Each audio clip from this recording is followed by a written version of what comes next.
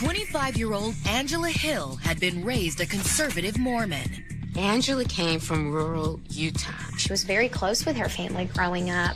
But this good girl found she had a craving for bad boys and bad behavior. And she found both in 24-year-old Logan McFarland. The was really intense. They couldn't keep their hands off of each other. But their red-hot romance would soon be overshadowed by a horrific crime. And there was a struggle in the vehicle. She heard a gunshot go off and something hit the back of her head. And one murder would turn out to be only the beginning. Police discovered another body. 2 people murdered in Utah, and they were continuing the crime spree.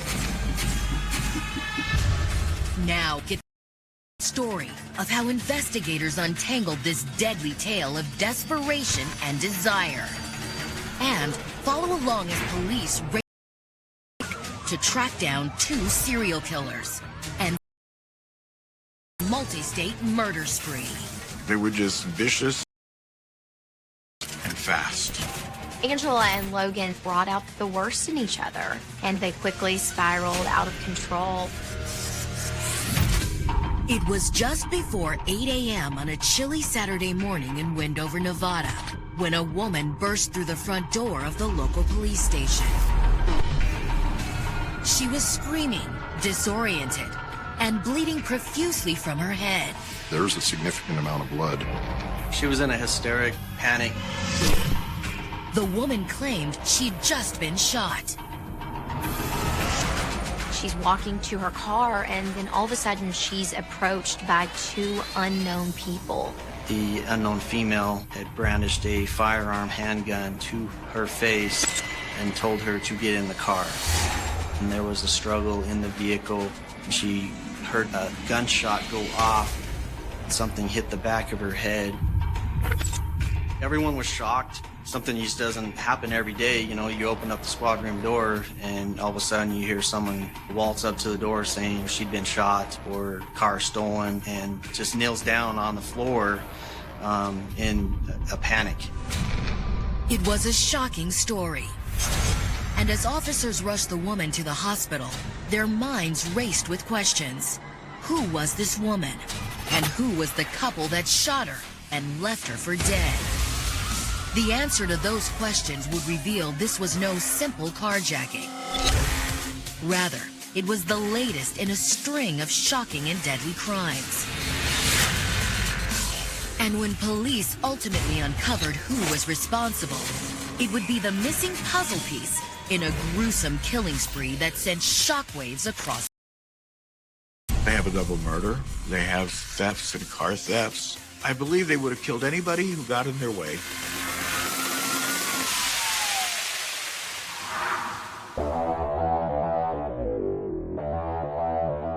The oldest of 3 siblings, Angela Hill was raised in a conservative Mormon household in Fairview, Utah, a rural town with a population hovering just over 1,000 residents. Her parents say that she was a real nice person, a loving person. She loved animals. Angela may have grown up in the middle of nowhere, but as a teenager, her natural good looks made sure she was always the center of attention. She was gorgeous. She had blonde hair, blue eyes. She started getting a lot of attention for her looks. But Angela grew bored with always being such a good girl. She craved excitement, and it wasn't long before she found it. Angela started drinking, and pretty soon she was experimenting with drugs too. By the time she was 17, Angela had started a downward spiral that horrified her conservative parents. She was introduced to heroin. She dropped out of school, and she eventually began stealing and breaking the law to support her addiction. Her parents really wanted her to get help. It was awful for them to watch her struggle with this addiction. It really took control of her life. It had really taken a toll on her family, and so she was ready to get clean. Her parents believed only a miracle could wrestle Angela out of the grips of addiction. And it appeared that their prayers were about to be answered. When she was 22, Angela met a handsome young Marine. Angela met this Marine. He was a veteran of the war in Afghanistan. He was very straight-laced and very handsome. He was also very attracted to Angela and told her he wanted to date her, but only on one condition. He was interested in Angela, but only if she was clean and sober. He wasn't going to date her until she turned her life around. Angela used the ultimatum as the motivation she needed to go to rehab. A year later, she finally kicked her addiction and officially began dating the Marine. They moved in together, and it wasn't long before the couple was engaged. This was the happiest she had ever been. She was sober, she was in love. It was wonderful. As happy as Angela was, the pressures of planning her wedding and about a future with her fiance started to cause anxiety. She missed the excitement of being single, and she couldn't shake the feeling that she might not be cut out for life as a stereotypical suburban housewife. All of a sudden, there's a wedding to plan. There's a future to plan. She thought things were going to be perfect with this guy, and all of a sudden, she had cold feet. The stress began to mount, and Angela did not know how to handle it. Right after Christmas, they start fighting all the time. Desperate to blow off some steam, on the night of December 28th, Angela decided to meet up with some old friends at a local party. It seemed like a good idea until she got there and came face to face with temptation. She finds that, like a lot of parties, there's no shortage of drugs and alcohol. At this party, like many that she'd been to, involved drugs and alcohol. And at that point, Angela just kind of let loose. Angela gave in to old temptations and gave up nearly 2 years of sobriety. The party was great. She felt like she was a teen all over again. This party, it really triggered something in Angela. That brought her back to her troublemaking days. And that was something that she really just couldn't shake. Angela was turning heads at the party, and one rugged young man in particular couldn't take his eyes off her. This guy was obviously interested in her. He wasn't being shy about it. He introduces himself as Logan McFarland. They had actually gone to middle school together over a decade ago. But this handsome 24-year-old was a far cry from the awkward church-going kid Angela remembered. He used to be this very straight-laced Mormon boy, and here he was now, this handsome guy giving off this irresistible bad boy vibe. The attraction was immediate, the sexual tension was there, and neither of them could ignore it. Like a lot of kids from rural Utah, Logan's childhood centered on the church. He was from Fairview, Utah. He was born and raised in a devout Mormon family. He was the perfect Mormon boy. He was active in church, he obeyed his parents, he did well in school. But when Logan was a young boy, his seemingly perfect life hit a speed bump when his parents divorced. With his family in pieces, Logan began questioning his religion. And it was really tough news for Logan to take. He started to grow distant from the church. He didn't want to attend services anymore. He was very disillusioned. The aimless teenager fell in with a rough and rowdy crowd. He began to fill the void that faith once occupied with drugs and alcohol. He changed the way he dressed. He changed the way he walked and talked. He turned into a full-fledged bad boy.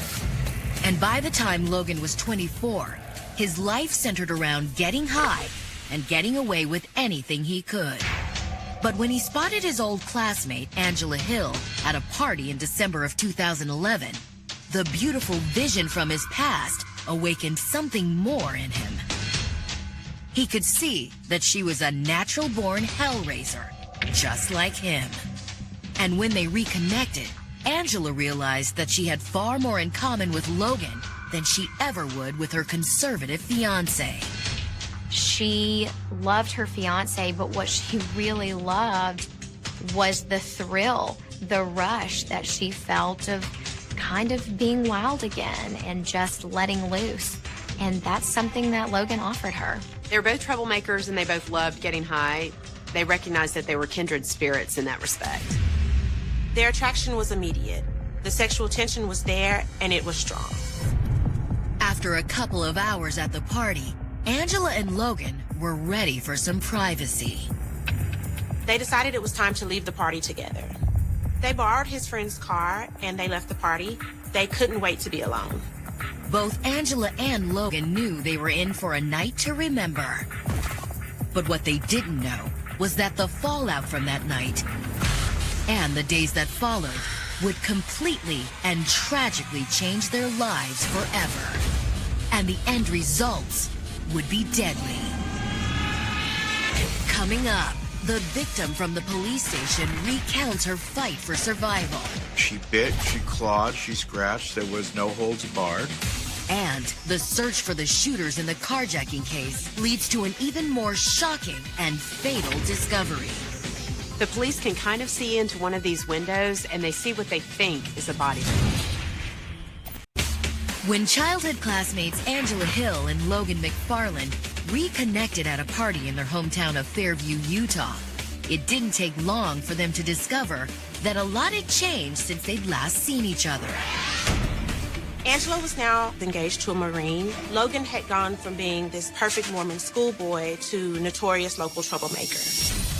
Although she was engaged, they both gave in to a powerful attraction they shared. The chemistry between Logan and Angela was instant. The two of them really hit it off right away. And just a few hours after meeting Logan, Angela forgot all about her fiancé and her sobriety. They're getting high and getting drunk, and the higher they get, the harder it is to keep their hands off one another. And Logan borrowed a car from a friend to whisk Angela off into the night. They wanted to leave the party. The sexual tension between them was so intense that they just wanted to be alone.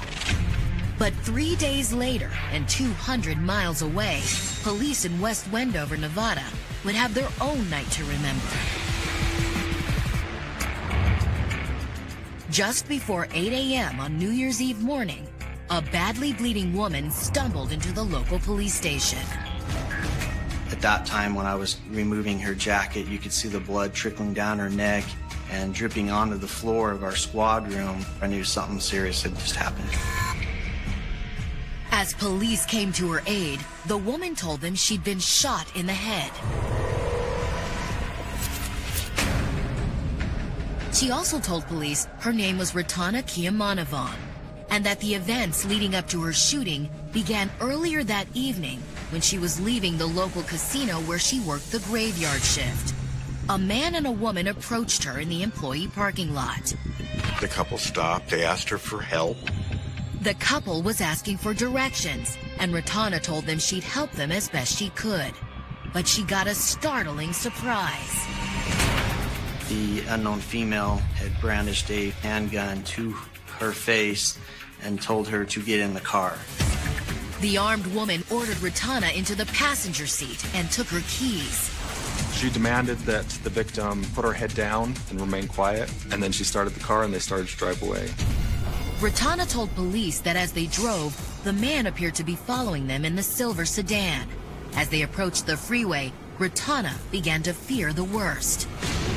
She thinks at that moment, I'm gonna die if I don't fight back. With nothing left to lose, Ratana made a daring move. She lunges for this weapon. Ratana said her attack took the female carjacker completely by surprise. The woman stopped the car, and Ratana simply didn't let up. She fought for her life. She bit, she clawed, she scratched. There was no holds barred. Then they both spill out of the car onto the ground, and they're still wrestling. It sounded to police like the carjackers couldn't have picked a worse victim. The two women grappled, but Ratana, an experienced bodybuilder, quickly got the upper hand. Miss Kiamanavan popped back in the car, and she started to drive away. But she wasn't home free yet. She heard a loud bang, and she felt something hit her head.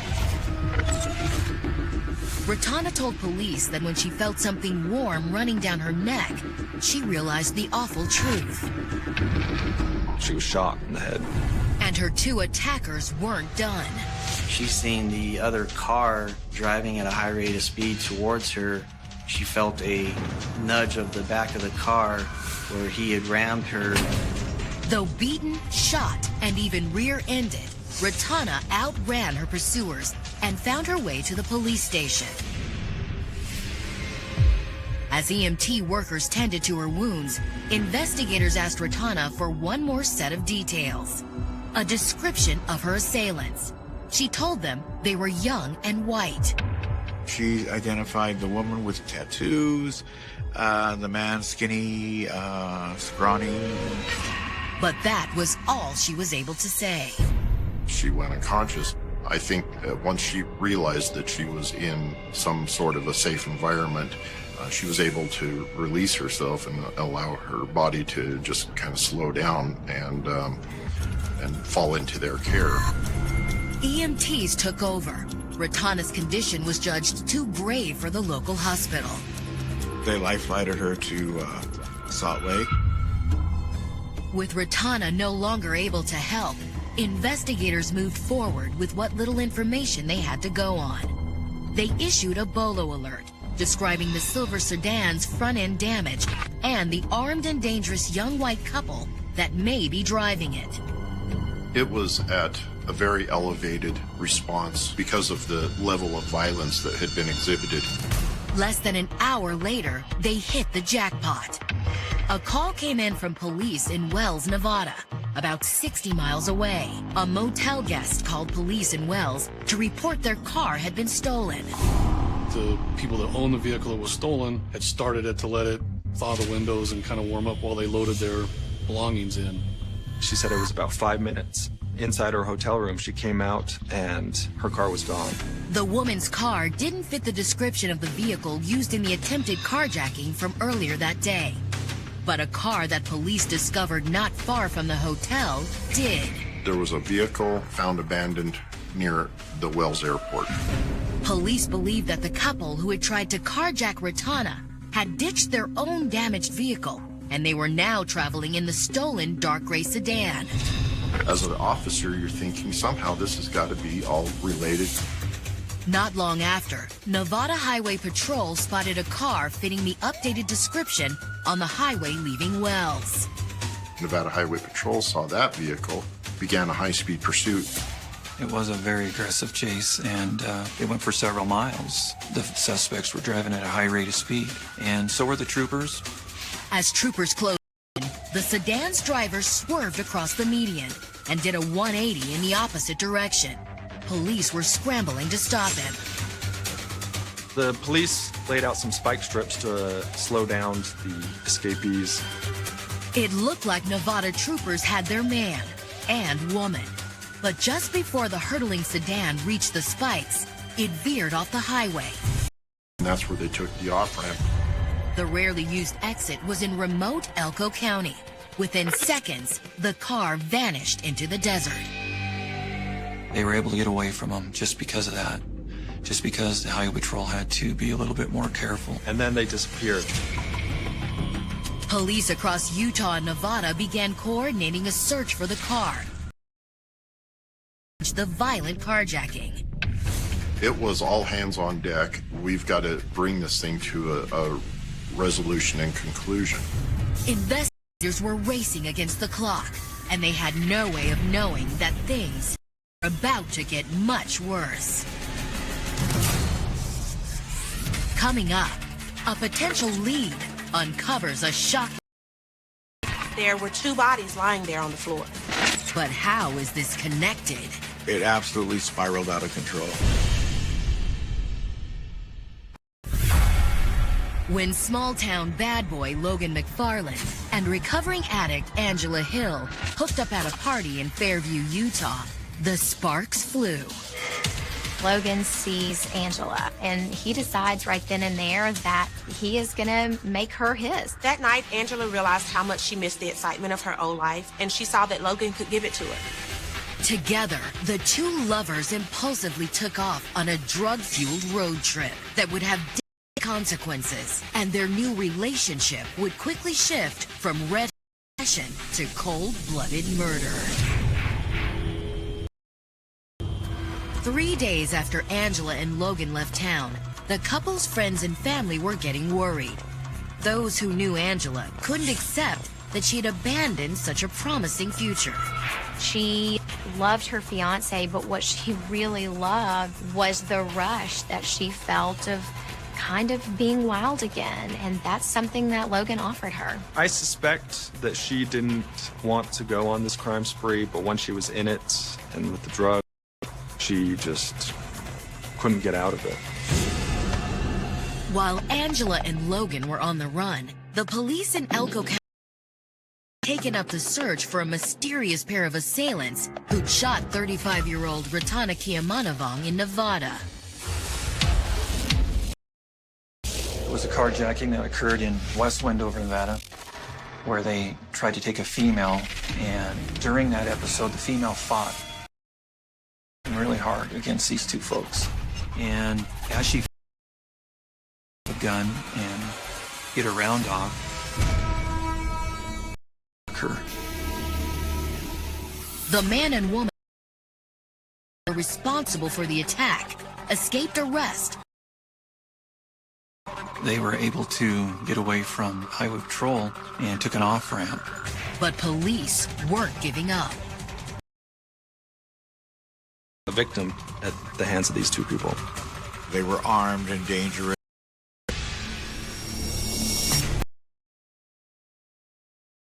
In Wells, Nevada, picked over the abandoned car they believed driving when they attacked Ratana.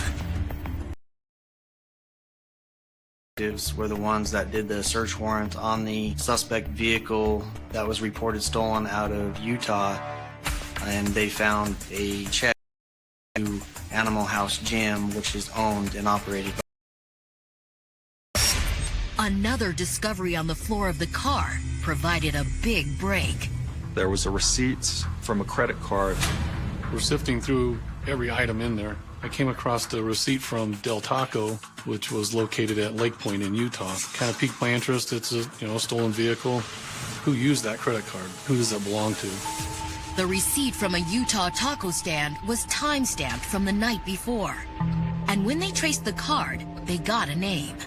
The name on the credit card was Leroy Fullwood. Was Leroy Fullwood the male half of their gun-wielding carjacking Bonnie and Clyde? There was only one way to find out. Contacted authorities in Utah. We called down there and, kind of tell them, hey, we've got this going on. We've recovered this vehicle. We found people that live in your jurisdiction. Can we have somebody run over and check on them? Around 6 p.m. on the evening of December 31st, Mount Pleasant, Utah police paid a visit to the home of Leroy Fullwood. The lights were off. It didn't look like anybody was home. When police peered inside, they realized they'd need to go in uninvited. Broke down the front door and were shocked by what they found inside.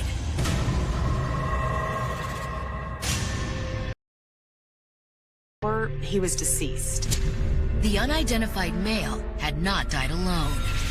There were two bodies. Lying near the man was also the body of a woman.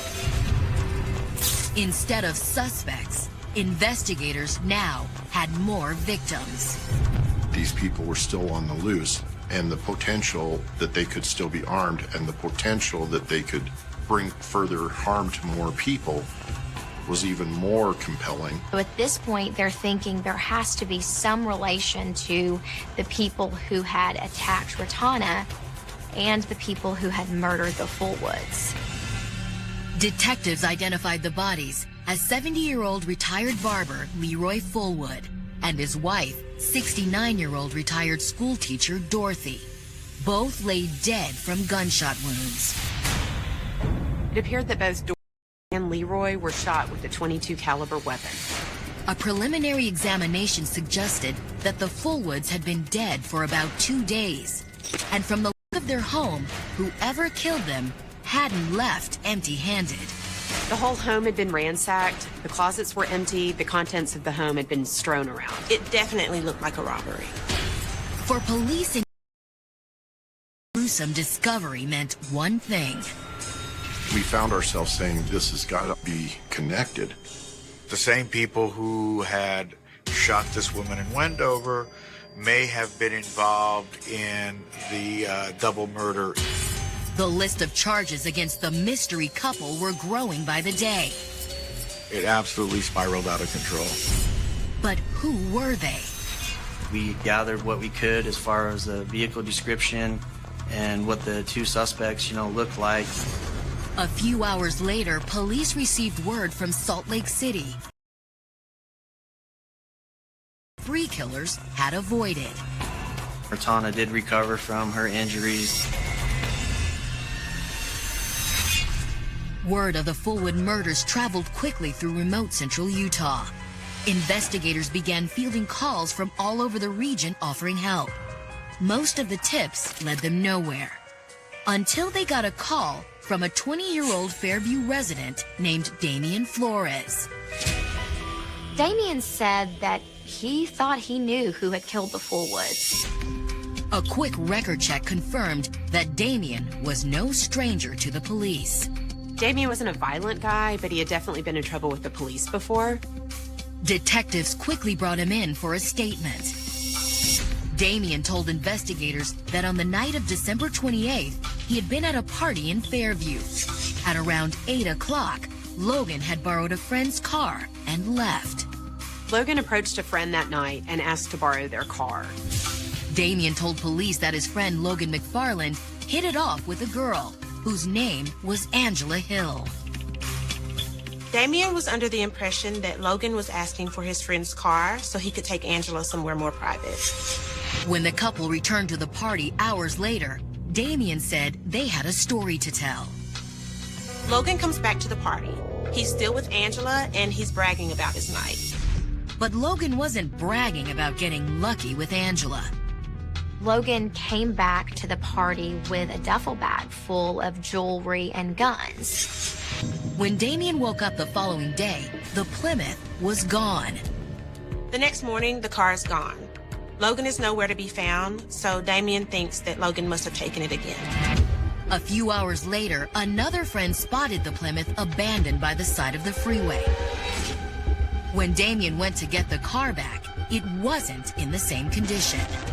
There's all this stuff inside. There's a lot of jewelry. It's stuff that Damian assumes must have been stolen by whoever took the car. Detectives felt sure that the stolen jewelry would establish a connection between Logan and Angela, the Fullwood murders, and the assault on Ratana. Could the car provide a clue to where Logan and Angela were now? Coming up, a cross-country murder spree becomes a tense showdown. The police started to call out through a megaphone, put your hands up. As the manhunt comes to a perilous head. They were going toward the ranch, and they were armed.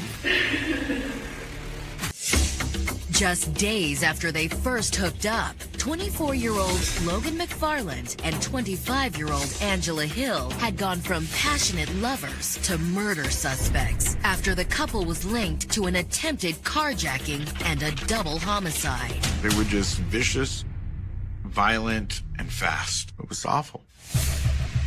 A first victim was likely to recover from a gunshot wound she sustained during an attempted carjacking. But when police found a paper trail linking the assault to Leroy and Dorothy Fullwood, they found the Utah couple shot dead inside their home. It was only when a friend of Logan's contacted police that authorities were able to put a name to their suspects. Damian Flores called police and told them that he thought Logan and Angela had stolen his friend's car and possibly killed the Fullwoods. When he found the abandoned car, it contained what was clearly jewelry. Police were eager to act and had some bad news.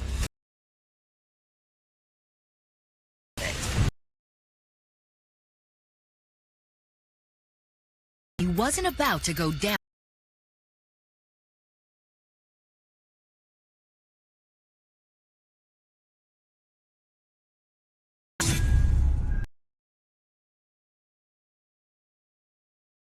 So he burned it all. accompanied them to where he had burned. Build a case against Angela and when they examined the ashes, detectives discovered that they were in luck.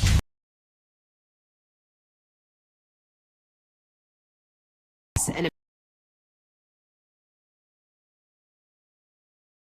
brought it to the grieving Fullwood family. family members were able to identify that it did indeed belong to Dorothy and Leroy. Between the jewelry, the receipt, and Ratana's description of her attackers, police had enough evidence to confirm that Logan McFarland and Angela Hill were the mystery couple behind the brutal and seemingly unending crime spree. Now, really ramped us up to, okay, we need to find these people. but finding two people in the wilds of rural Nevada was no easy task. The couple had eluded police during a high-speed chase on New Year's Eve and vanished into an unpopulated, nearly off-the-grid part of the state. If the couple was now stranded somewhere in the Nevada backwoods, investigators were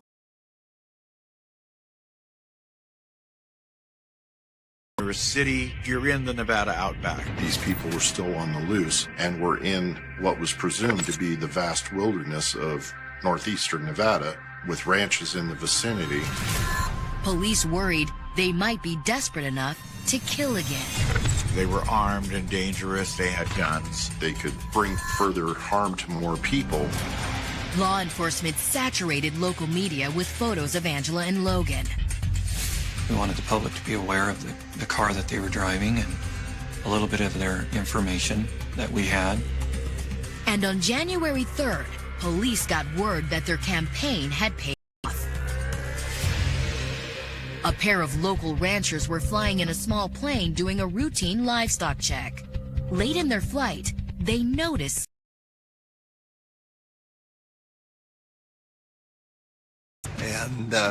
and we were coming down, and there they are.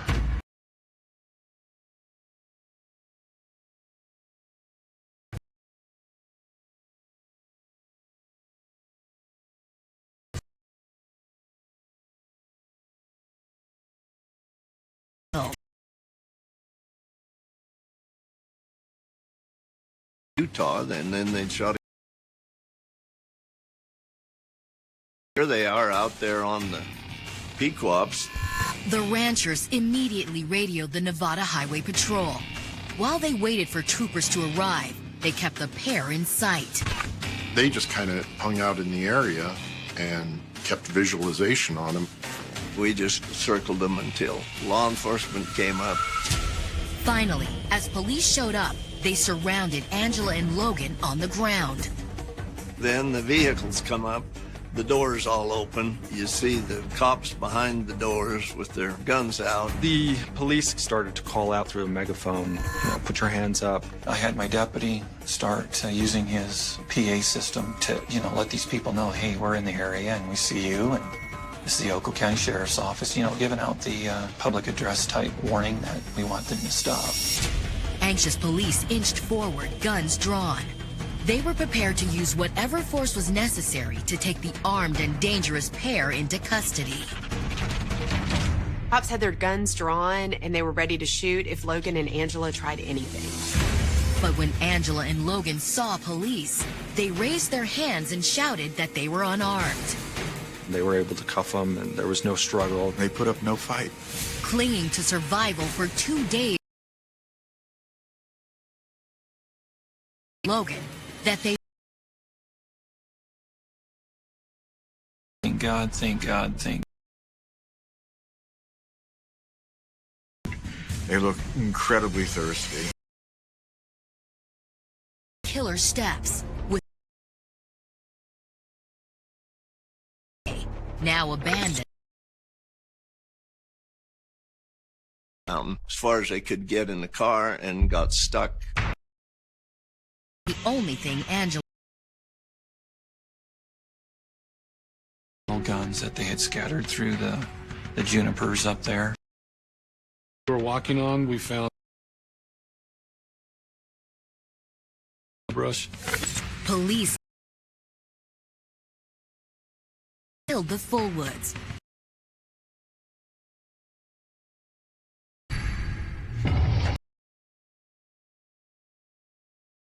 The couple's path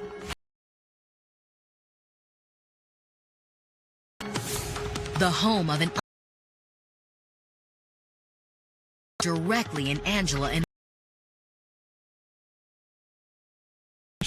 so it was a good. Logan were arrested and charged in place. The double so Utah prosecutors would have to wait. They were caught in Nevada, so Nevada gets to try first. Their arrest when the presiding Nevada judge read the charge was conspicuously missing. Murder. Instead, the DA held deadly carjacking of Ratana Kiamanova. Pinned her with the attempted murder. Angela was stunned. She seemed to be confused and really shocked. Prosecutors made their decision based was identified as the person in the car. Empty had a weapon in her hand. But laying the blame on Angela didn't eliminate the possibility that she accusing finger at Logan. Coming up, Angela tells police she believes that she was one of Logan McFarland's victims. About the carjacking.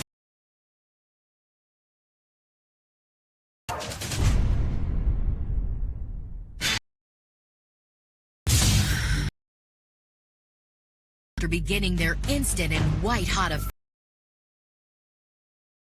and were under larceny.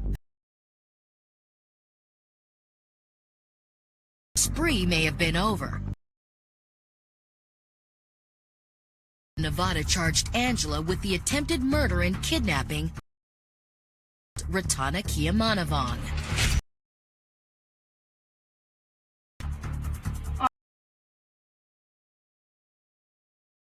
Conspiracy, first weapon. Miss Hill, do you had decided that and faced charges of kidnapping. Larceny. Angela was furious at so furious that she did something. To plead guilty to testify against McFarland. Prosecutors worried that without Angela, she was a corroborating piece of evidence. Angela demanded that one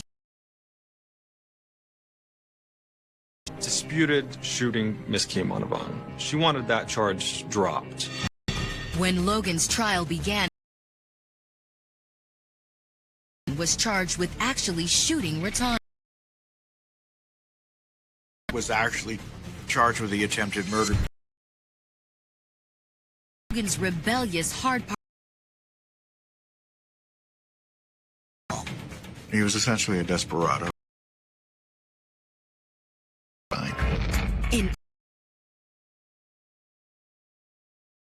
Hill had promised to provide. When Angela took the Logan McFarland was an innocent bystander. She believes that she was one of Logan McFarland. Angela told the jury that it was Logan, but his original dead. Logan wanted her death to be far more.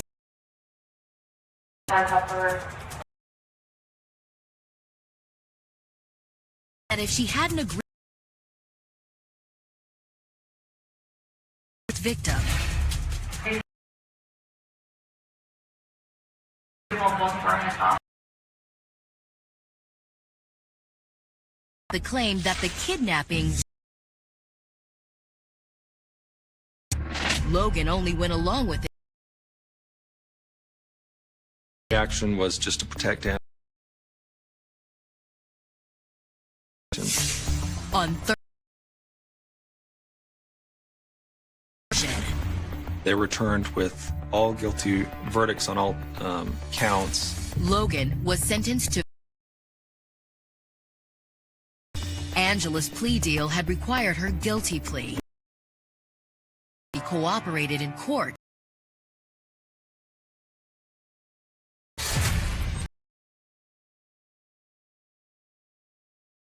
First-degree kidnapping. As both Angela and Logan are awaiting prosecution.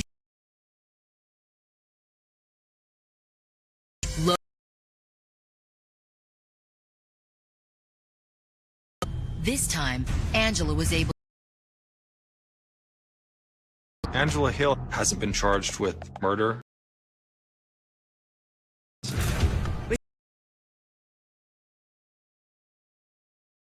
Woods together, or did Logan act alone? We really don't know.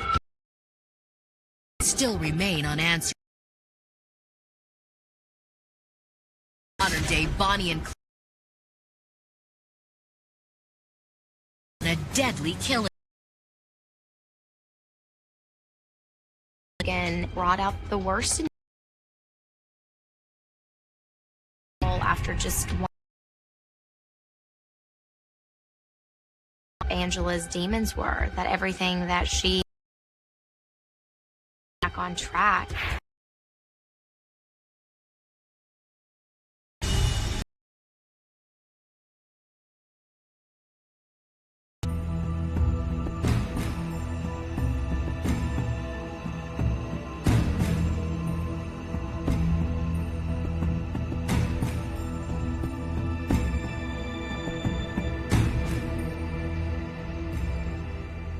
On the night of June 22, 1977, Terry Gents and Avra Goldman were asleep inside a small tent near the Deschutes River in Oregon. They were young women, both students at Yale, traveling across the country by bicycle.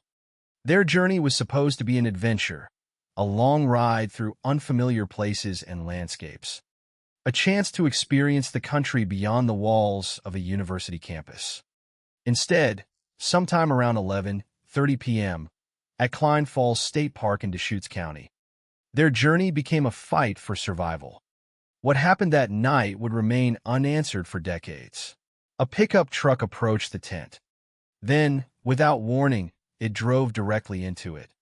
The impact struck both women while they were asleep. Terry Gents was seriously injured and became trapped beneath the vehicle. Avra Goldman suffered devastating injuries to her head. But the truck was not the end of the attack. The driver got out. In his hands was an axe or hatchet. What followed was an assault so sudden and violent that there was almost no opportunity to understand what was happening, let alone defend against it. Goldman was struck repeatedly in the head. Gents, still conscious despite her injuries and trapped beneath the truck, realized that the attacker was turning toward her. When the axe came down, she reached for it. She grabbed the blade with her hand and arm, suffering severe injuries in the process. Somehow, she survived. The attacker eventually returned to the pickup and drove away, leaving the two women behind in the darkness. At that moment, there was no name for the man, no confirmed motive, no explanation for why two young women, sleeping beside a river in Oregon, had suddenly become the targets of such a brutal attack. There was only a damaged tent, an abandoned campsite, two severely injured women, and a vehicle disappearing into the night. The events of that night would eventually become known as the Klein Falls axe attack. It is important to establish from the beginning what this case was and what it was not. Despite the brutality of the assault, this was not a murder case. Both Terry Gents and Avra Goldman survived.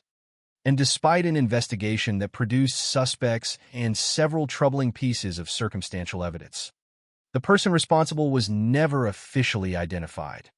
That distinction matters because over the years, names would emerge, suspicions would grow, and theories would develop. But suspicion is not proof.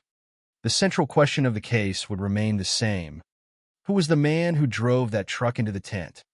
To understand why that question became so difficult to answer, it is necessary to begin before the attack, with the two women at the center of the story. Terry Gents was 19 years old and from Western Springs, Illinois. Avra Goldman was about 20 and from Wellesley, Massachusetts. Both were Yale students, and both were traveling together on a bicycle journey across the United States. They had chosen a very different kind of summer experience, one built around movement, distance, and unfamiliar roads, rather than the predictable routine of university life. On June 22nd, their journey brought them to Klein Falls State Park. By the end of the day, they had decided to stop and spend the night near the Deschutes River. There was nothing in the information available about the women that suggested they were looking for danger. They were simply traveling and needed somewhere to sleep. Yet Gents would later remember that the area had left both women with a feeling of uneasiness. There was no specific event that warned them of what was coming. There was no known confrontation, no argument, and no obvious encounter with the person who would later attack them. It was simply a feeling. They stayed. Eventually, the night settled around them. The women went to sleep inside their tent. And then, around 11:30 p.m., the sound and presence of a vehicle changed everything. The pickup truck did not merely arrive at the campsite. It drove directly into the tent. For Terry, the impact was immediate and devastating. She was badly injured and trapped beneath the vehicle. The world around her had been reduced to confusion, pain, and darkness. Avra was also seriously injured, particularly in the head. But the person who had driven the vehicle was not finished. The driver got out and approached the women carrying an axe or hatchet. Goldman became the first focus of the attack. She was struck repeatedly in the head, suffering injuries so severe that they would later prevent her from remembering the assault. That loss of memory would become one of the most important obstacles in the investigation. One of the two victims who might otherwise have been able to describe what happened had been left, with no reliable memory of the attack itself. Terry, meanwhile, remained conscious. She was still trapped and severely injured, but she could understand that the man was now attacking her. When the axe came toward her, she reacted instinctively. She reached out and grabbed it. The decision may have saved her life, but it came at a terrible cost. Her hand and forearm were badly injured by the weapon. Eventually, the attacker stopped and left. He returned to the pickup truck and drove away, taking with him the only direct connection between the scene and the identity of the person responsible. There was no explanation for what had happened. There was no confirmed relationship between the attacker and his victims. There was no known reason for the assault. The women had simply been sleeping in their tent when a vehicle entered their lives with devastating force. Yet Terry was still alive, and she was not finished fighting. Despite her injuries, she managed to leave the immediate scene and make her way toward the road in search of help. It was there that two teenagers, Bill Penhollow and Darlene Gervais, encountered her. They saw her in a severely injured and bloody condition and realized that something terrible had happened. They returned to the campsite and found Avra, who was still alive but critically injured. For a brief moment, even the arrival of potential help could not eliminate the fear that the attacker might return. The teenagers saw vehicle lights in the distance, raising the possibility that the person responsible might have come back. But the vehicle continued past them. Eventually, both women were taken to St. Charles Medical Center in Bend. Avra's condition was particularly serious. She required emergency brain surgery that lasted approximately 9 hours. Terry also faced serious injuries. Both women survived, but survival did not mean that the night would simply disappear from their lives. For Avra, the physical damage to her brain meant that she could not remember the attack. For Terry, the opposite was true. She remembered enough to become the investigation's most important source of information about the attacker. She could describe the person she had seen in the darkness, though the conditions had made a precise identification almost impossible. She remembered a man whose appearance reminded her of a young cowboy. It was a description, but not a name. And from that point forward, the investigation would depend on fragments, the memory of one injured survivor, the absence of memory in another, the traces left by a pickup truck, and the possibility that someone in the surrounding area knew more than they were saying. The night at Klein Falls had ended, but the mystery had only begun. Somewhere beyond the campsite, the pickup truck disappeared into the Oregon night. The man who had driven it disappeared with it. Decades later, his identity would still remain unproven. The women had survived. The question had not. Who was he? Why did he choose them? And how could someone commit such a violent attack, leave the scene, and never be definitively identified? Those questions would follow Terry Gents long after the physical wounds began to heal. And they would eventually turn one night beside the Deschutes River into a decades-long search for an answer. Two young women on the road on the night of June 22, 1977. It is easy to imagine Klein Falls only as the place where a terrible attack happened. But before it became the setting of an unsolved crime, it was simply one stop in the journey of two young women who were traveling across the United States by bicycle. Terry Gents was 19 years old. She was from Western Springs, Illinois, and was a student at Yale. Her companion, Avra Goldman, was about 20 years old, from Wellesley, Massachusetts, and also a Yale student. They were not at Klein Falls because they were searching for isolation or because they had any connection to the area. They were there as part of a much larger journey, a bicycle trip across America that had brought them far from the familiar surroundings of university life. Their story, therefore, did not begin with violence. It began with movement. It began with two young women traveling together, carrying their plans and belongings with them as they crossed unfamiliar parts of the country. The journey eventually brought them to Oregon, and on June 22, 1977, they reached Klein Falls State Park in Deschutes County.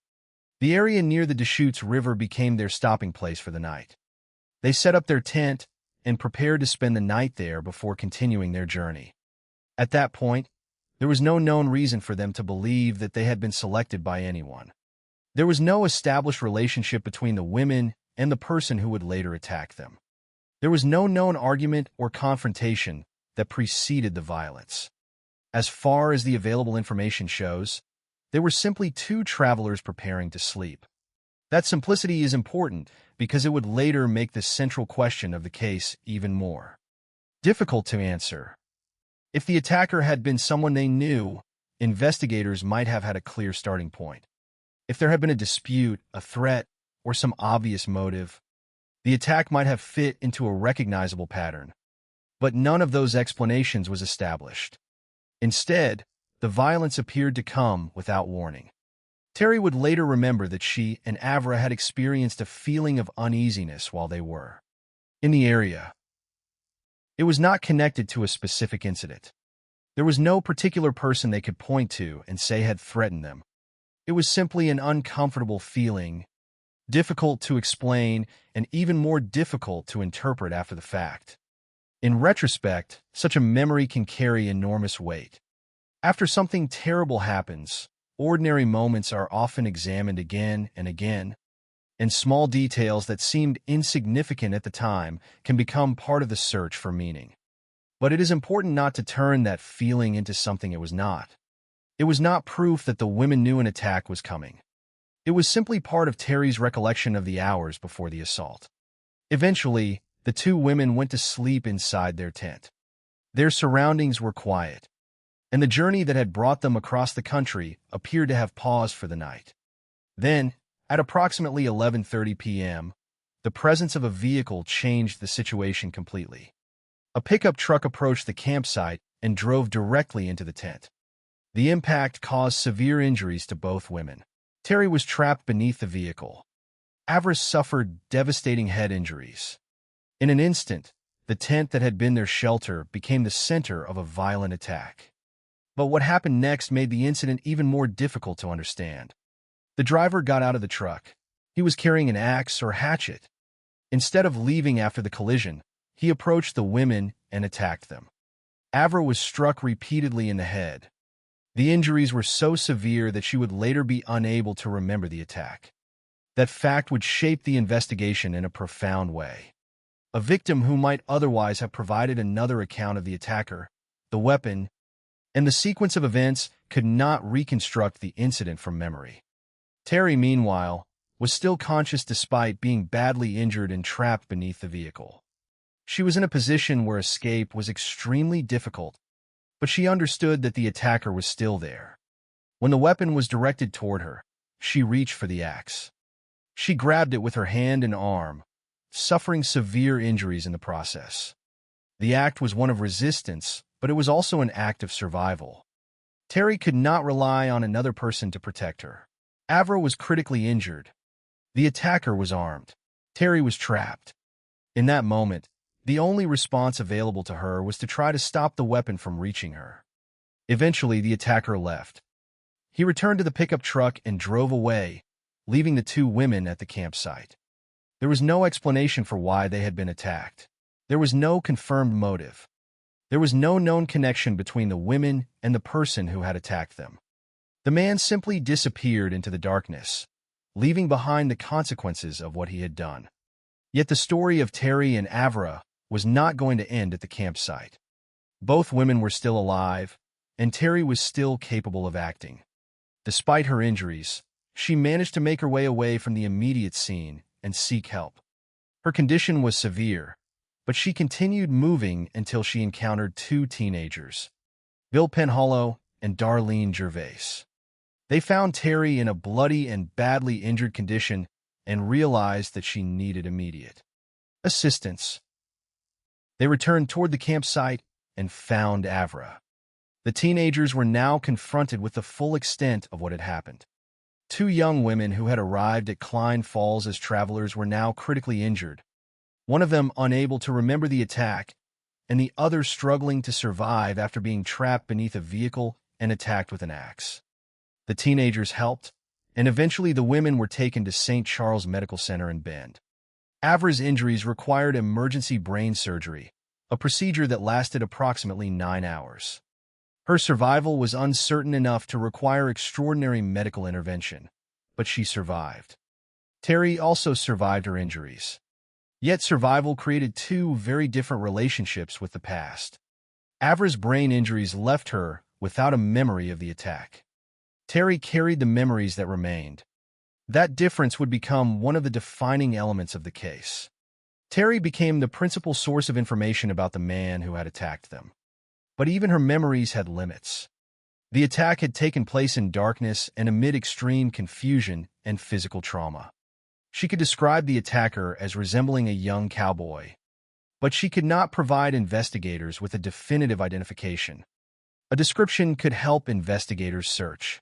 It could help them compare possibilities. But it could not, by itself, answer the most important question. Who was the man? In the days and weeks that followed, the investigation would have to work from whatever fragments remained. There were the injuries, the damaged campsite, the pickup truck, the tire marks, and Terry's memory. There was also the absence of Avra's memory, caused not by choice but by the severity of the injuries she had suffered. The case, therefore, contained an unusual imbalance. One victim remembered the attack, but could not clearly identify the attacker. The other had suffered such severe brain trauma that she could not remember the attack at all. For investigators, every missing detail mattered. Every fragment of information had to be examined against the possibility that it might lead to the person responsible. For Terry, however, the case was not simply an investigation. It was the continuation of a night that had changed the direction of her life. The bicycle journey had been interrupted in the most violent way imaginable.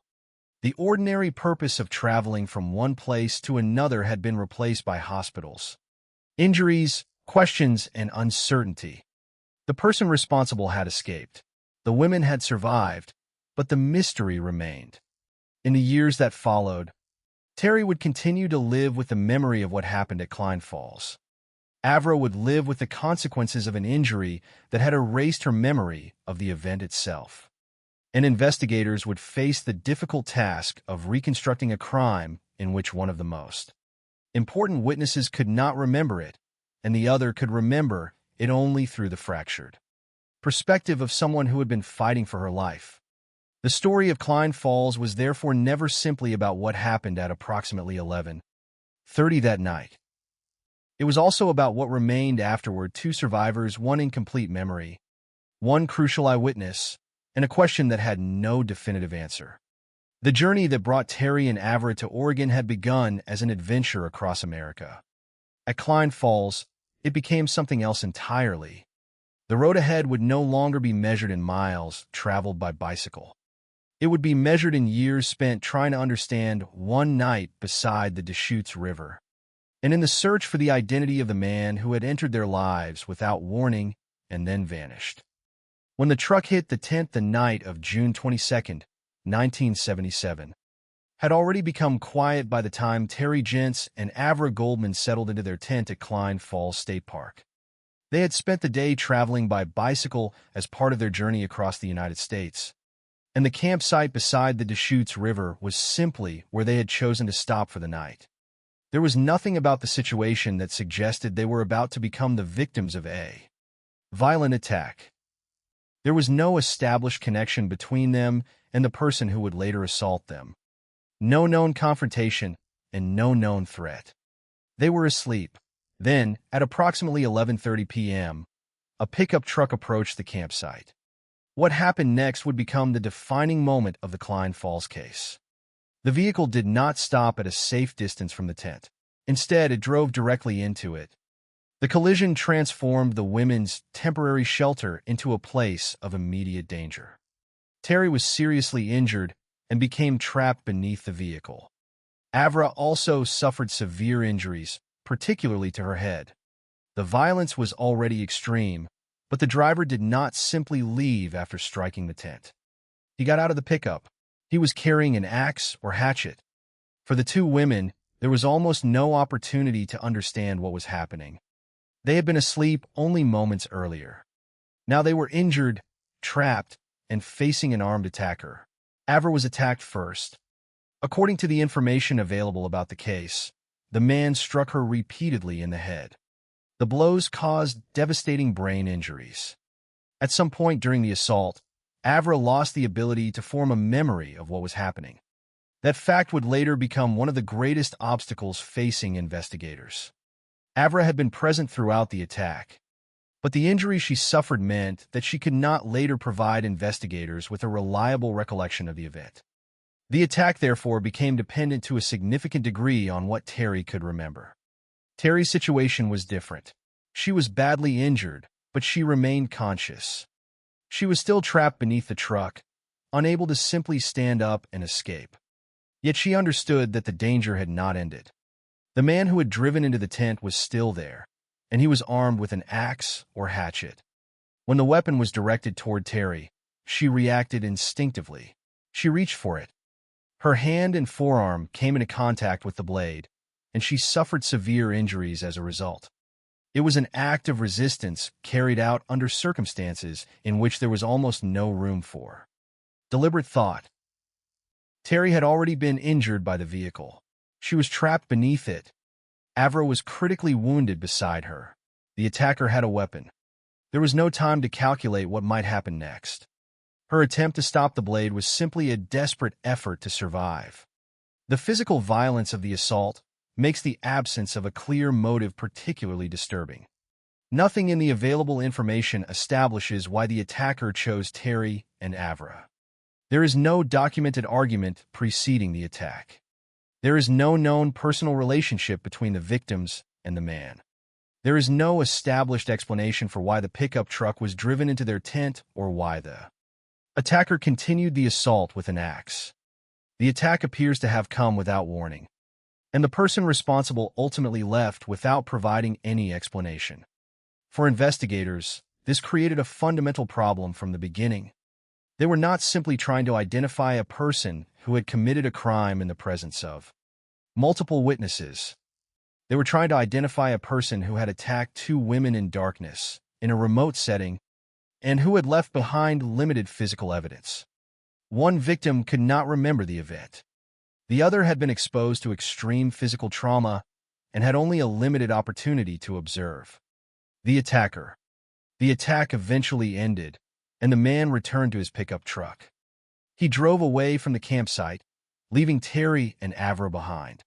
There was no confirmed identification of the vehicle or its driver at that moment. The darkness that had concealed the attacker also concealed his escape. But the women were not completely alone for long. Terry, despite her injuries, still had enough strength to seek help. Somehow, she managed to make her way toward the road. Her objective was simple: find someone who could help her and Avra. She eventually encountered two teenagers, Bill Penhallow and Darlene Gervais.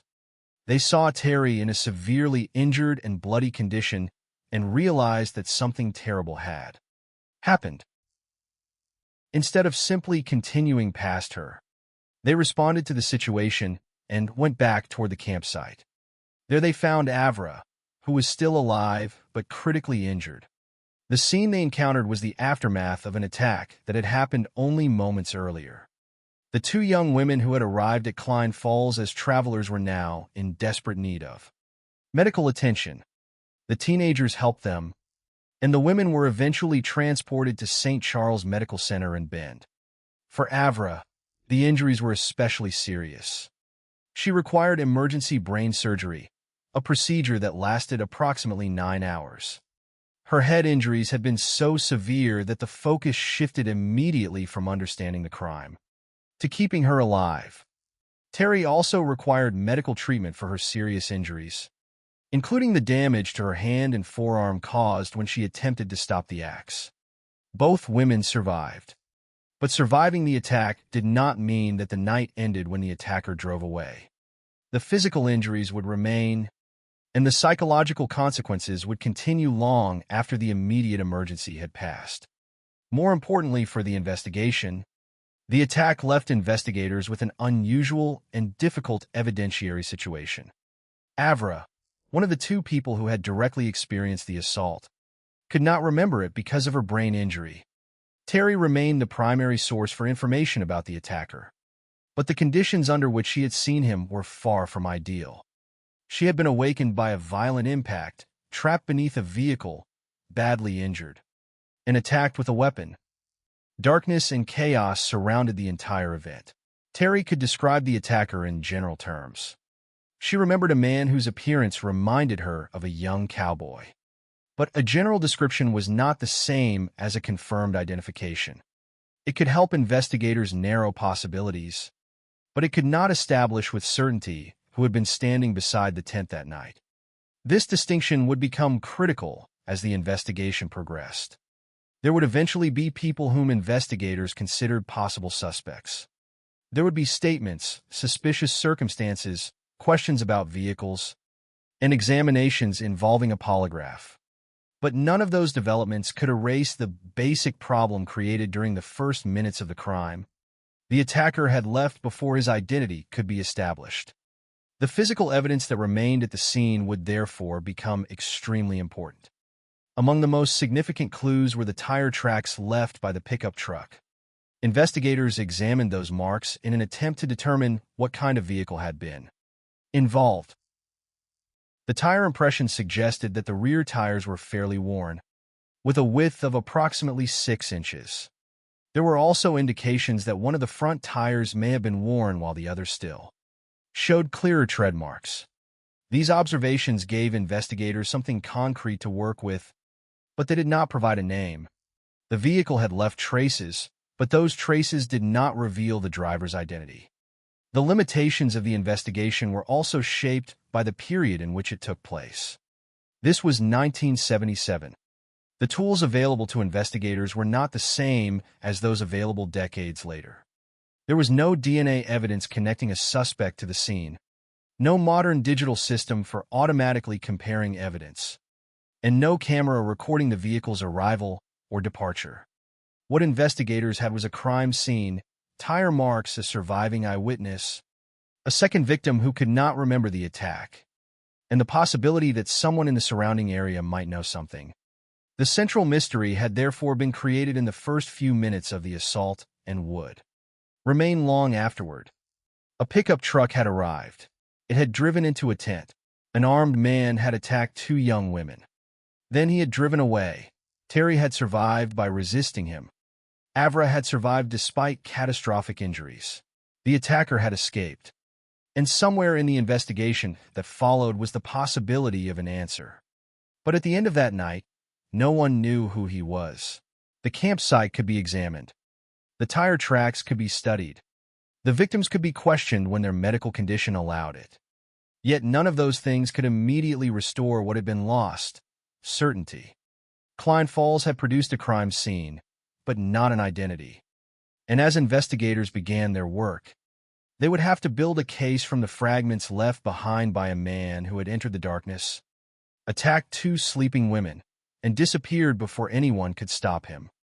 The attack at Klein Falls had ended, but for Terry Jentz and Avra Goldman, the struggle to survive was only beginning. The man who had driven his pickup truck into their tent had disappeared into the night, leaving behind two severely injured women and a scene that would soon become the focus of an investigation. But before investigators could begin asking who had done it, Terry and Avra first had to survive what had already happened to them. Terry had been injured when the truck struck the tent and had been trapped beneath the vehicle. Her hand and forearm were also badly injured when she reached out and grabbed the axe as the attacker tried to strike her. Avra had suffered devastating injuries to her head after being struck repeatedly with the weapon. Yet despite the severity of her injuries, Terry was still conscious. That fact would prove crucial. She understood that the attacker had left, but she also understood that Avra was still at the campsite and needed help. Terry therefore did something that, under the circumstances, was extraordinarily difficult. She moved away from the immediate scene and began trying to find someone who could help them. She was badly injured, but she kept going. The exact details of every step she took were not preserved in the information available, but the essential fact is clear. Terry managed to reach the road and seek assistance. Her survival at that moment depended not on the presence of trained rescuers, but on her ability to keep moving after an attack that had left her seriously injured. Eventually, two teenagers, Bill Penhollow and Darlene Gervais, encountered her. What they saw was a young woman in a severely injured and bloody condition. Terry needed help, and the two teenagers responded. They returned toward the campsite, where they discovered Avra. She was still alive, but her condition was extremely serious. The teenagers were now confronted with the reality of what had happened. The tent that had been a temporary shelter for two travelers had become the site of a violent assault. One woman was badly injured and struggling to remain conscious. The other had suffered devastating trauma to her head, and the person responsible was gone. There was also another moment of uncertainty. The teenagers saw vehicle lights in the distance. Given what had just happened, the possibility that the attacker might have returned was frightening. They could not know whether the approaching vehicle was connected to the assault. They had no way of knowing whether the man who had attacked Terry and Avra might suddenly come back to the scene. But the vehicle continued past them. The immediate danger did not return. Eventually, emergency assistance was arranged, and both women were taken to St. Charles Medical Center in Bend. The journey to the hospital marked the beginning of another stage of the ordeal. At Klein Falls, the immediate problem had been survival.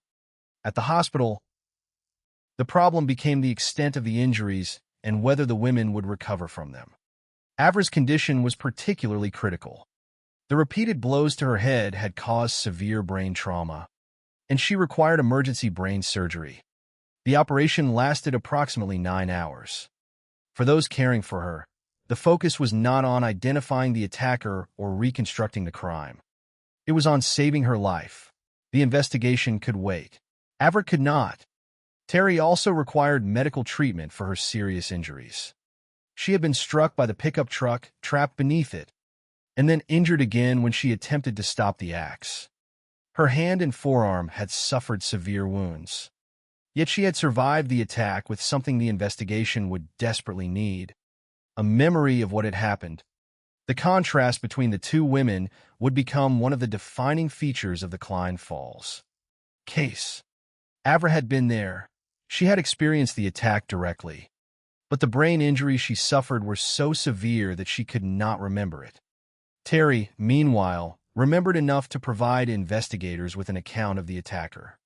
But her memory was formed under conditions of extreme trauma, darkness, confusion, and physical danger.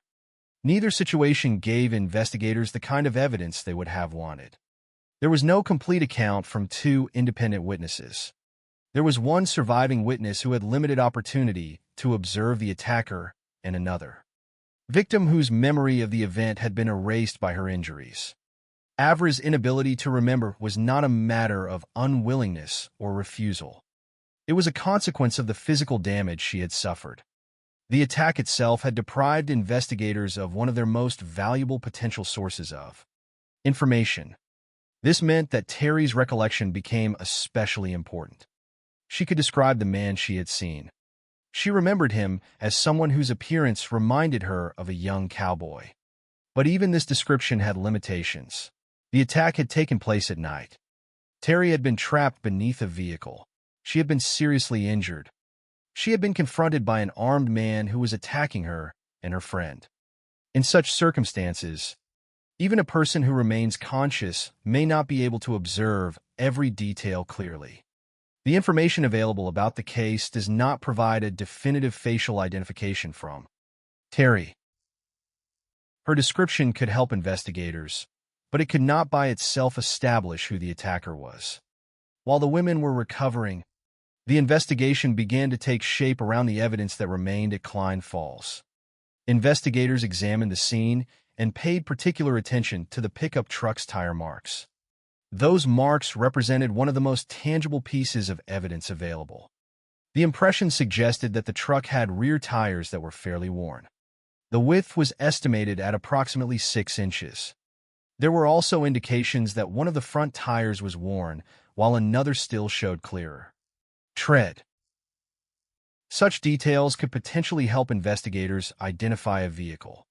But a tire impression is only useful if it can be connected to a particular vehicle, and then to a particular person. At Klein Falls, the available evidence did not make that final connection. The tire marks could describe the vehicle involved, but they could not name the person who had been driving it. That distinction would remain important throughout the investigation. The police also had to work within the technological limitations of 1977. The case did not have the modern forensic resources that investigators might have today. There was no digital surveillance footage showing the truck arriving or leaving. There was no modern DNA database capable of comparing biological evidence against known individuals. There was no automated system capable of instantly searching records and connecting separate pieces of information. Investigators had to work with physical evidence, witness statements, descriptions, and whatever information they could obtain from people in the surrounding area. The circumstances were therefore difficult from the beginning. The attacker had chosen a vulnerable moment. He had struck while the women were asleep. The first impact had created confusion and serious injuries. He had then used a weapon and fled before anyone else arrived. By the time Terry reached the road and help was found, the man was gone. There was no opportunity for the rescuers to confront him or obtain a clear identification. The two teenagers who helped the women were important because they brought assistance when it was desperately needed, but they had not witnessed the attack itself.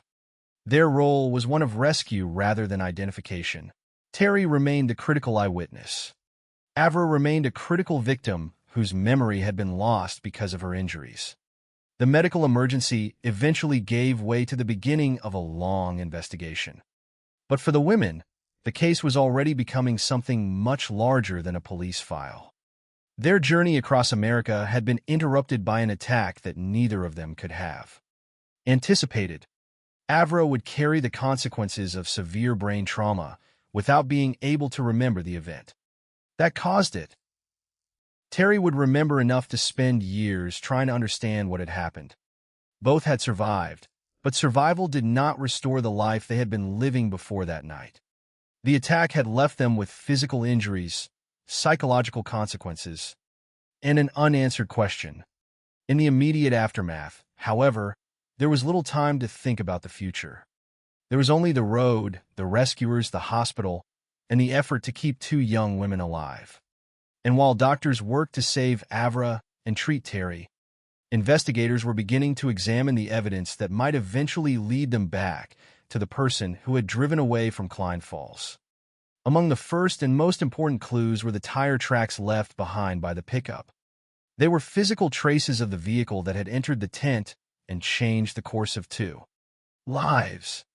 But they were only traces. They did not reveal a name. They did not explain a motive. They did not tell investigators where the driver had gone. The investigation would have to build from those fragments. And as the search continued, attention would eventually turn toward people who might have had access to a vehicle matching the evidence and who might have been in the area at the time. The first night of the Klein Falls case had ended with the attacker escaping. The second stage was now beginning, the attempt to determine who he was. Once Terry Jentz and Avra Goldman had been taken to St. Charles Medical Center in Bend, the investigation at Klein Falls entered a different phase. The immediate emergency had been to keep the two young women alive.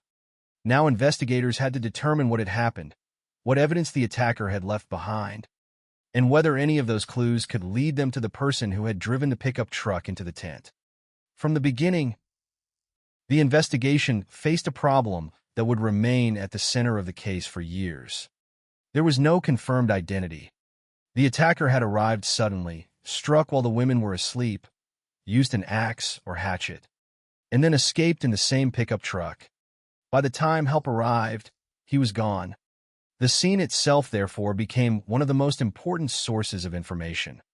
Investigators examined the area around the tent and paid particular attention to the traces left by the vehicle. Among the most significant physical clues were the tire marks. The pickup had not simply passed through the campsite. It had driven directly into the tent, leaving investigators with an opportunity to examine the impressions made by its tires. Those marks could potentially tell investigators something about the vehicle involved. The examination suggested that the rear tires were fairly worn. Their width was estimated at approximately 6 inches.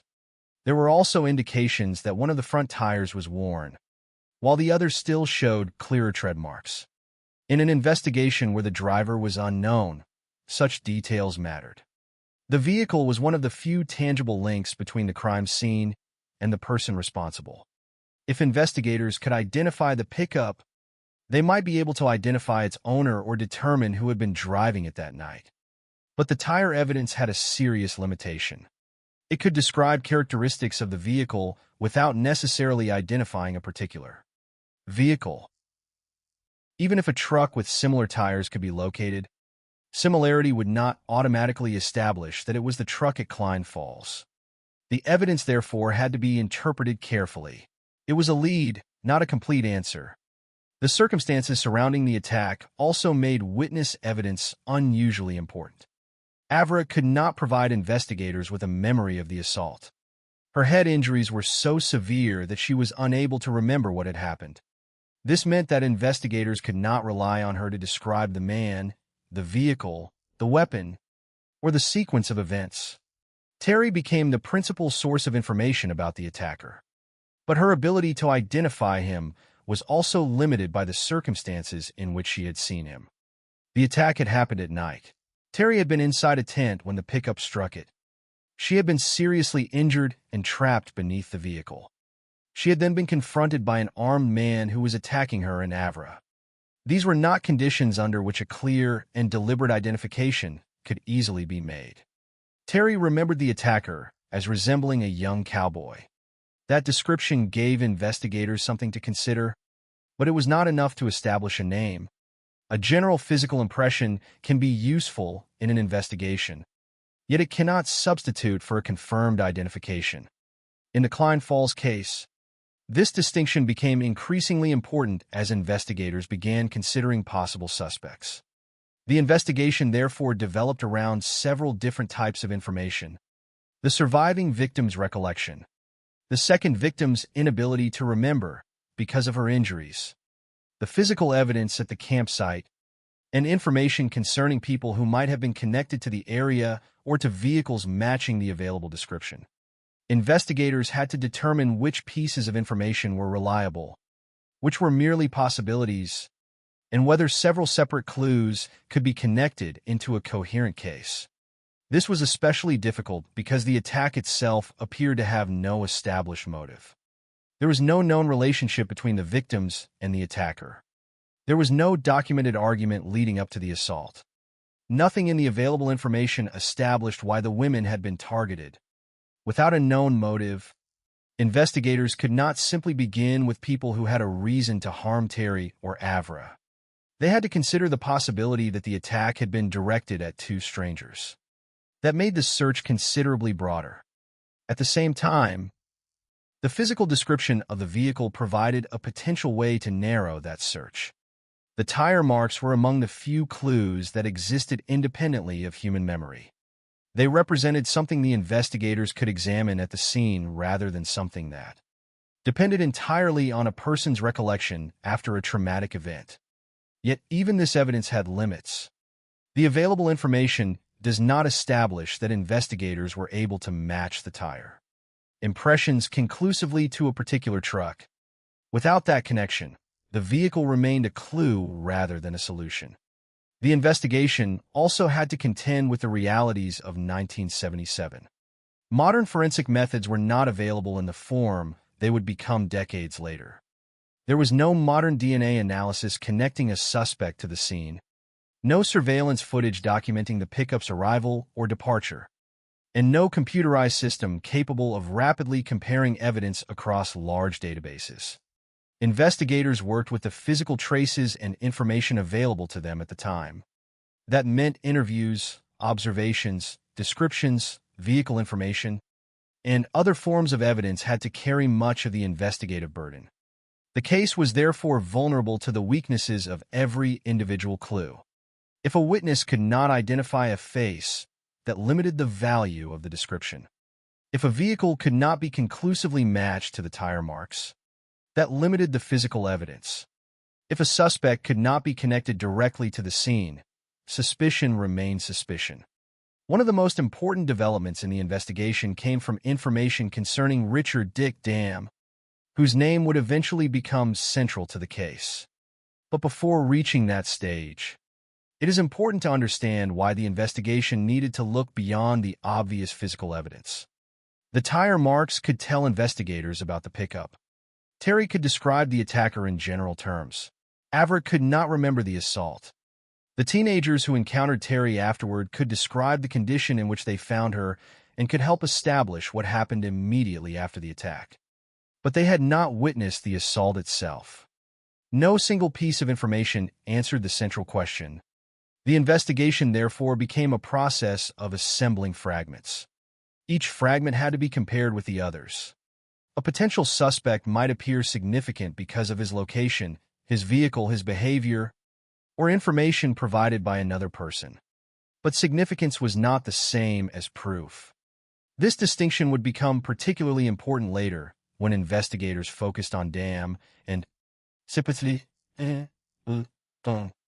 the Klein Falls investigation would eventually produce suspects, but it never produced the definitive evidence required to establish that one of them was the attacker. In the immediate aftermath, however, investigators did not know that the case would remain unresolved for decades. They were working with the information in front of them and attempting to follow every credible lead. The attack had left behind a physical scene, 2 surviving victims, and a limited number of clues. The fact that both women had survived was itself crucial. Terry could tell investigators what she remembered. Avra's survival meant that she could eventually recover from her injuries, even though her memory of the attack would not return. The 2 teenagers who found the women could provide information about the aftermath, and the campsite could be examined for physical evidence. But none of these sources provided the one thing investigators needed most: an unquestionable connection between the crime and a particular individual. That absence would follow the case. The tire marks remained important because they represented a possible route to the vehicle.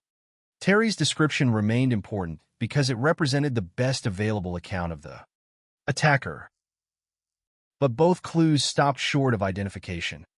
The investigation had begun with a violent act committed in darkness, and it was now forced to proceed through fragments left behind in its aftermath. The man who had driven the truck had disappeared. His vehicle had left traces, but not a name. His appearance had been remembered, but not clearly enough for a definitive identification. And the only other person who might have provided another first-hand account could not remember what had happened. As investigators continued searching, attention eventually turned toward people whose circumstances appeared to intersect with those clues. One of the most important names to emerge would be Richard Dick Dam. His connection to the case would later involve information from his girlfriend, questions about his pickup truck, changes to its tires, and polygraph examinations. Those details would make him one of the most closely examined suspects in the Klein Falls investigation. But at this stage, the case still contained a fundamental uncertainty. The investigators had evidence that something terrible had happened. They had evidence about the type of vehicle involved. They had a surviving eyewitness who could describe the attacker in general terms. What they did not have was proof that could turn those fragments into a definitive identity. That gap between suspicion and proof would become the defining feature of the Klein Falls investigation. And as the search continued, the name of Richard Dick Dam would move from the broader field of possibilities to the center of the investigation. As investigators continued working through the evidence from the Klein Falls attack, one name gradually became particularly significant: Richard Dick Dam. Dam was a young man from the Redmond area, and information concerning him eventually placed him among the most closely examined suspects in the investigation. But the story of Dam's involvement is important precisely because it never reached the point of definitive proof. He became a suspect. He was investigated. His behavior and circumstances raised questions. Yet he was never officially established as the man who attacked Terry Gents and Avra Goldman. The distinction between suspicion and proof is essential when examining this case. The investigation already had several unresolved pieces. Terry had provided a general description of the attacker, remembering him as resembling a young cowboy. Investigators had examined the tire tracks left by the pickup and believed the vehicle had worn rear tires, with an estimated width of approximately 6 inches. But none of those clues had produced a confirmed identity. Dam entered that uncertain picture because information about him appeared to intersect with some of the questions investigators were asking. One of the most important sources of information was his girlfriend at the time, Jeannie Fraley. Fraley told police that she believed Dam was the person who had attacked the 2 women at Klein Falls. Her belief was significant because it provided investigators with a direct allegation against a particular individual. But an accusation, even one made by someone who knew the suspect personally, still required independent verification. Investigators therefore had to examine whether the circumstances surrounding Dam supported or contradicted the possibility that he had been involved. One detail that drew particular attention concerned Dam's pickup truck. According to Fraley, after the attack, Dam changed the tires on the truck. That detail immediately had potential significance because investigators had already been interested in the tire marks found at the Klein Falls scene. The truck had left physical traces behind, and investigators were trying to determine what those traces could tell them about the vehicle involved. If Dam's truck had characteristics consistent with the tire evidence, and if the tires had been changed shortly after the attack, investigators would naturally have questions. Fraley also told police that a toolbox had been removed from the bed of Dam's truck. Again, this was information that could raise suspicion, but it did not independently prove that Dam had been at Klein Falls. The importance of these details therefore depended on whether they could be connected to other evidence. A vehicle with changed tires was not automatically the vehicle involved in the crime. A missing toolbox was not automatically evidence that a crime had been committed or concealed. Investigators had to determine whether these facts had a direct connection to the attack or whether they were simply circumstances that appeared suspicious after the fact. The investigation also considered Dam's personal behavior. Information supplied about him described a history of violent behavior, including violence toward his girlfriend. Such information could make him appear more consistent with the nature of the attack. But it also required caution. A person's history or temperament cannot, by itself, prove that he committed a specific crime. The central question remained whether Dam could be connected to Klein Falls on the night of June 22 to 23, 1977. One of the problems investigators faced was the lack of a clear alibi. Dam was not able to provide a definitive explanation that conclusively placed him somewhere else. When the attack occurred, the absence of a strong alibi naturally increased investigators' interest in him. But once again, an absence of an alibi is not the same thing as evidence that a person was present at the crime scene. It creates a question. It does not answer it. The investigation therefore continued to search for stronger evidence. Eventually, Dam underwent polygraph examinations. The use of a polygraph reflected the investigative methods available at the time, but the results would become complicated rather than conclusive. Dam's first examination did not provide a clear answer. On July 14, 1977, he underwent another examination. The results were interpreted by examiners as showing indications of deception when he answered questions connected to the Klein Falls attack.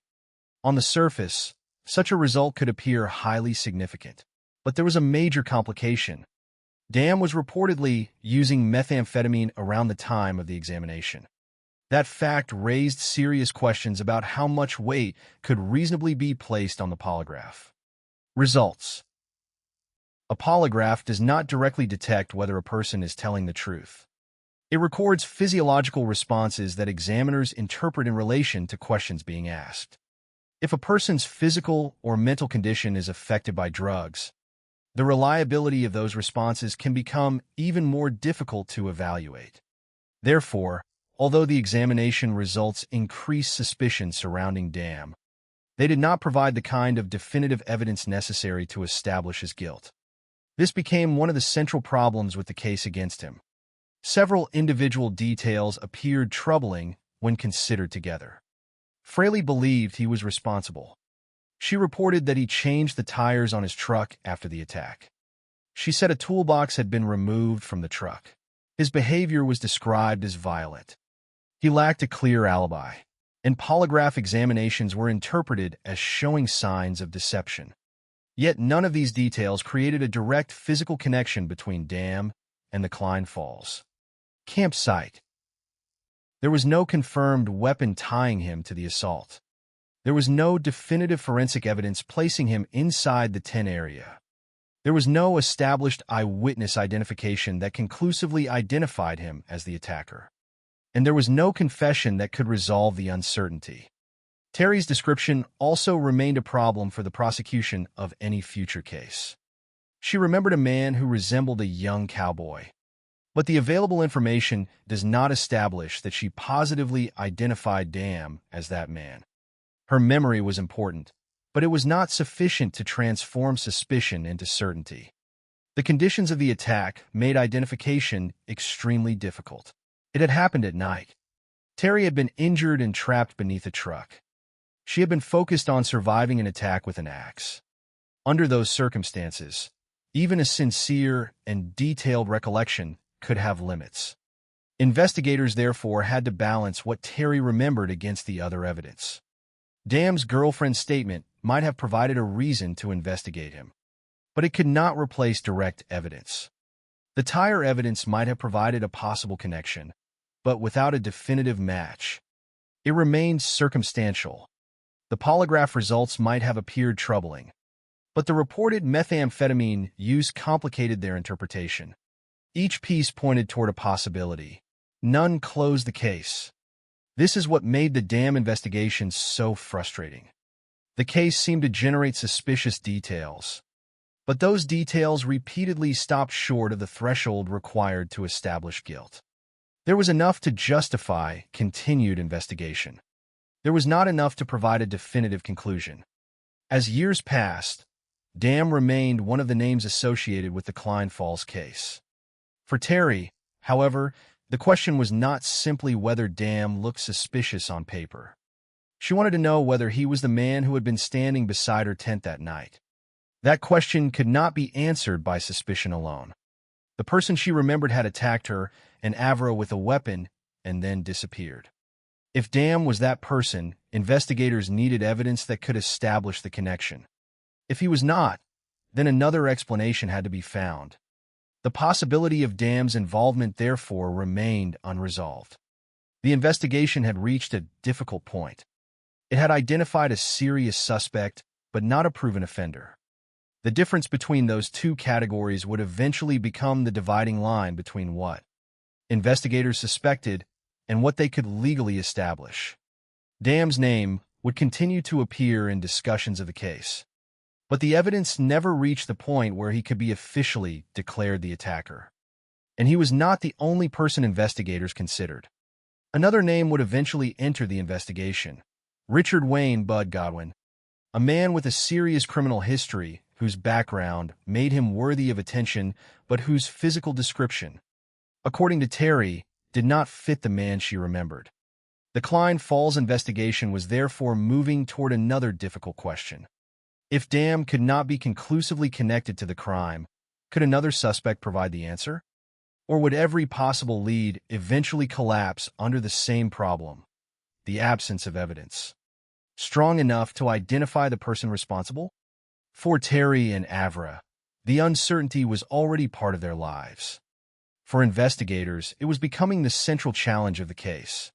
And for the man who had driven away from Klein Falls in 1977, if he was still alive, the investigation meant that his identity remained hidden behind a combination of darkness, incomplete memories, and evidence that could suggest but never conclusively prove.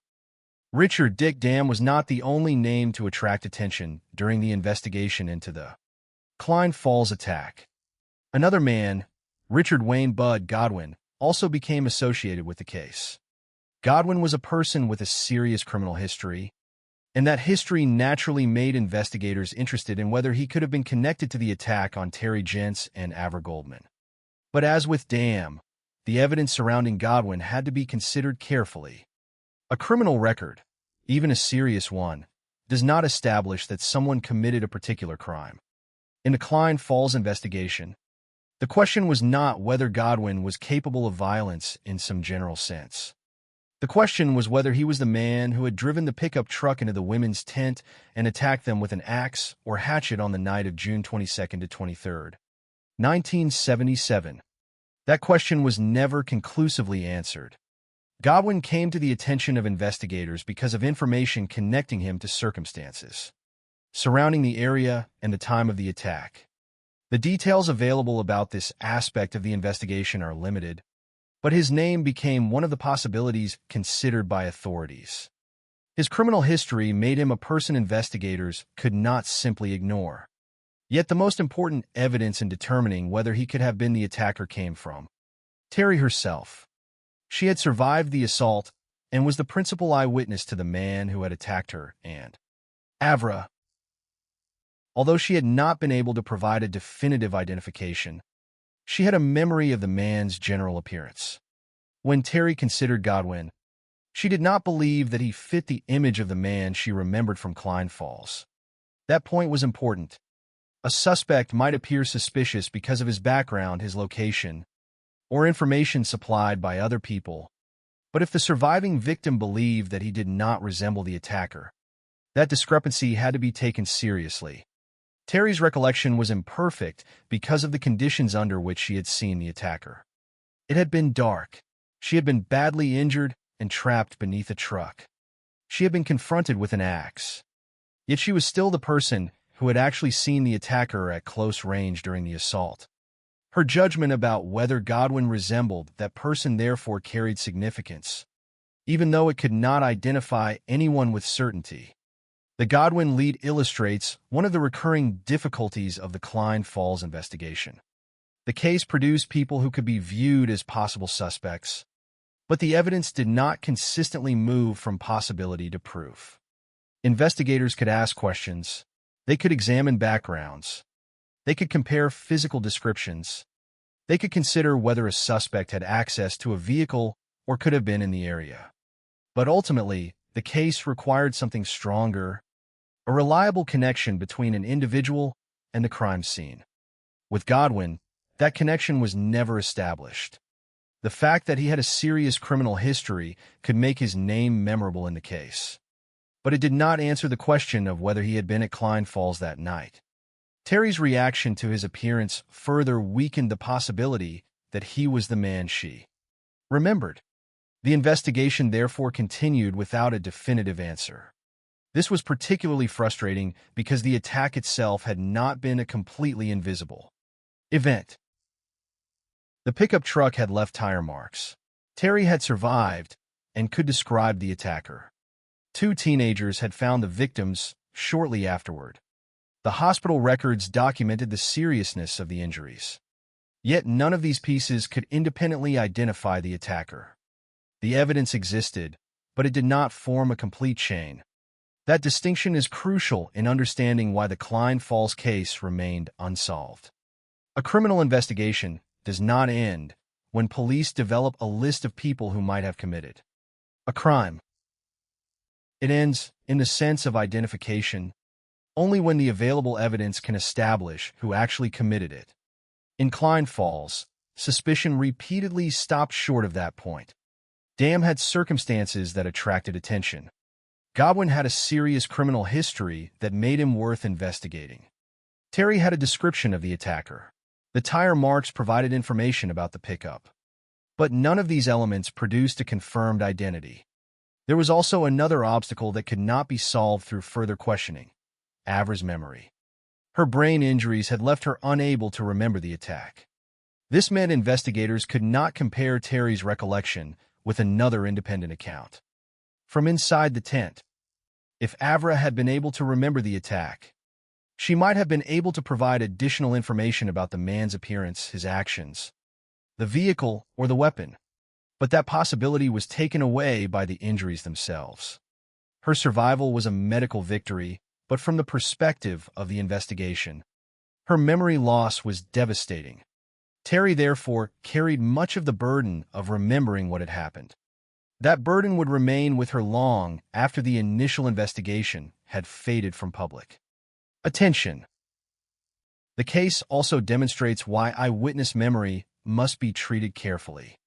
Terry's recollection was valuable, but it was formed during a traumatic event. She was not standing safely in a well-lit place observing a stranger. She was fighting for her life. The attacker had arrived unexpectedly. The truck had struck the tent. She was trapped underneath it. Avra had been critically injured. The attacker was carrying an axe. Every second was a moment of danger. In such circumstances, a victim's memory can preserve important information without necessarily providing every detail required for a definitive identification. Terry remembered enough to describe the man as resembling a young cowboy. But that description could not establish a name. It was one more piece of the puzzle. The investigation had to determine how much weight to give it, and whether it could be connected to any particular suspect. With Godwin, the answer appeared to be negative. Terry did not believe he matched the man she remembered. That did not prove that Godwin was innocent of every other crime. It simply meant that the available information did not support identifying him as the Klein Falls attacker. The distinction matters because the history of unsolved crimes can easily become distorted when suspects are repeatedly mentioned. A person can become associated with a case because investigators once considered him, because another person suspected him, or because later accounts repeat his name. Over time, that association can be mistaken for proof. The Klein Falls investigation illustrates why such a conclusion would be misleading. Godwin was investigated, but he was never established as the attacker. Dam was investigated, but he was never established as the attacker either. The case remained unresolved. The absence of a confirmed offender also meant that the motive remained unknown. Why had the attacker chosen the campsite? Why had he driven the truck into the tent? Why had he continued with an axe? Why had he stopped and left rather than continuing the attack? The available evidence did not provide definitive answers. These questions remained tied to the identity of the attacker, and without that identity, the motive was equally difficult to determine. The more investigators examined possible suspects, the more obvious the central problem became. They could generate theories, but they could not convert those theories into certainty. The Klein Falls case had evidence, but not enough evidence. It had suspects, but not a confirmed offender. It had a surviving eyewitness, but not a definitive identification. It had a second victim, but her memory had been lost because of severe brain trauma. And it had physical traces, but no conclusive match to a specific person. In the years immediately following the attack, investigators continued to consider what could be learned from the available evidence. But the passage of time would make the problem increasingly difficult. Memories could fade, people could move, evidence could disappear, and eventually a legal issue would become as important as the investigative one. Oregon law at the time imposed a 3-year statute of limitations for attempted murder. The deadline for prosecuting the Klein Falls attack under that charge expired in 1980. This meant that even if investigators later became convinced of the identity of the attacker, prosecution for the 1977 attempted murder would face a serious legal obstacle. Oregon's law was later changed so that attempted murder could be prosecuted at any time. But the change was not retroactive to the Klein Falls attack. The case therefore faced two separate forms of uncertainty. Investigatively, the attacker had not been conclusively identified. Legally, the passage of time created another barrier. The investigation had not simply failed to produce a conviction. It had entered a situation where even a future identification might not necessarily lead to prosecution for the original crime. For Terry, however, the passage of time did not erase what happened. The unanswered question remained. Who was the man at Klein Falls? Dam remained one possibility.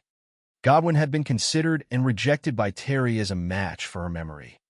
But neither provided the certainty she sought. The investigation had reached a point where the names of suspects were easier to find than evidence, capable of proving their guilt. And that difference would shape everything that followed. Klein Falls was no longer only an active police investigation.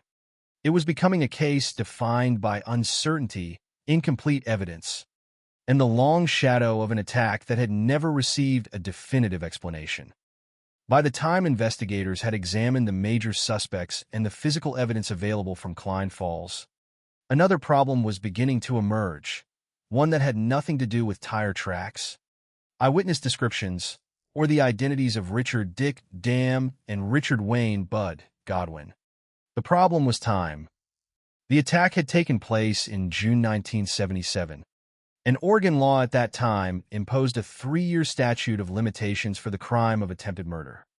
That meant the legal window for prosecuting the Klein Falls attack under that charge would eventually close. The deadline was not an abstract detail. It placed a clock over an investigation that had never produced a confirmed offender. From the beginning, investigators had been working against uncertainty. Terry Jentz had survived and could remember aspects of the attack, but her description did not produce a definitive identification. Avra Goldman had survived severe brain trauma, but she could not remember what had happened. Tire tracks provided information about the pickup truck, but they did not establish who was driving it.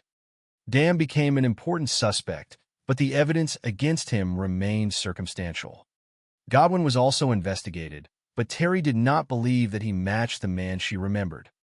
And while those possibilities were being considered, the legal clock continued to move forward. The 3-year limitation meant that the investigation could not remain open indefinitely without consequences.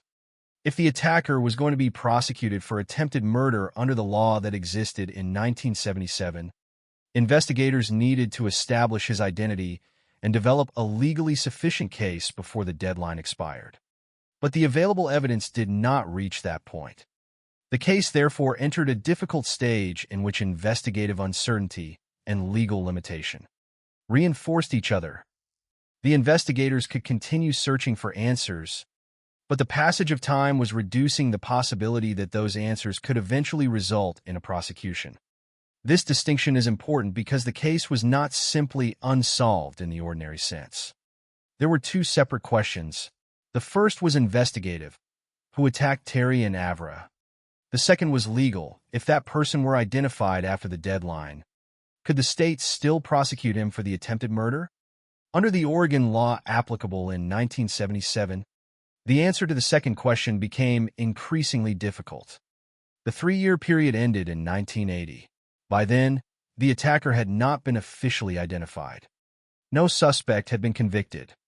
No definitive physical evidence had emerged connecting a particular person to the campsite. The investigation had therefore failed to produce a resolution before the legal window closed. Oregon law later changed, allowing attempted murder to be prosecuted without the same 3-year limitation. But that change did not apply retroactively to the Klein Falls attack. The legal change could not simply reopen the clock for a crime committed under the earlier law. This created one of the most unusual and frustrating features of the case. Even if a convincing identification could somehow be made many years later, the question of prosecution would still be constrained by the law that applied to the offense when it occurred. The passage of time, therefore, became more than a practical obstacle. It became part of the legal history of the case. For Terry, however, none of this altered the reality of what had happened.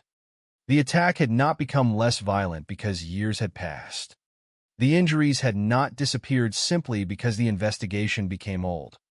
Avra's inability to remember remained a consequence of the brain trauma she had suffered. Terry continued to carry the memory of the man, the truck, the weapon, and the moment when she reached for the axe in an attempt to protect herself. The legal deadline could close a prosecution window, but it could not close the question in her mind. That distinction would become increasingly important as the years passed. The Klein Falls case gradually moved away from the immediate investigative stage. The names of the suspects remained associated with the attack, but no definitive conclusion had been reached. The physical evidence remained limited. And as time passed, another problem developed: the preservation of the case itself. Years later, when Terry began looking back into what had happened, she discovered that important investigative materials were no longer available. Reports, interviews, physical evidence, and photographs connected to the original investigation had reportedly been lost. The disappearance of those records added another layer of uncertainty.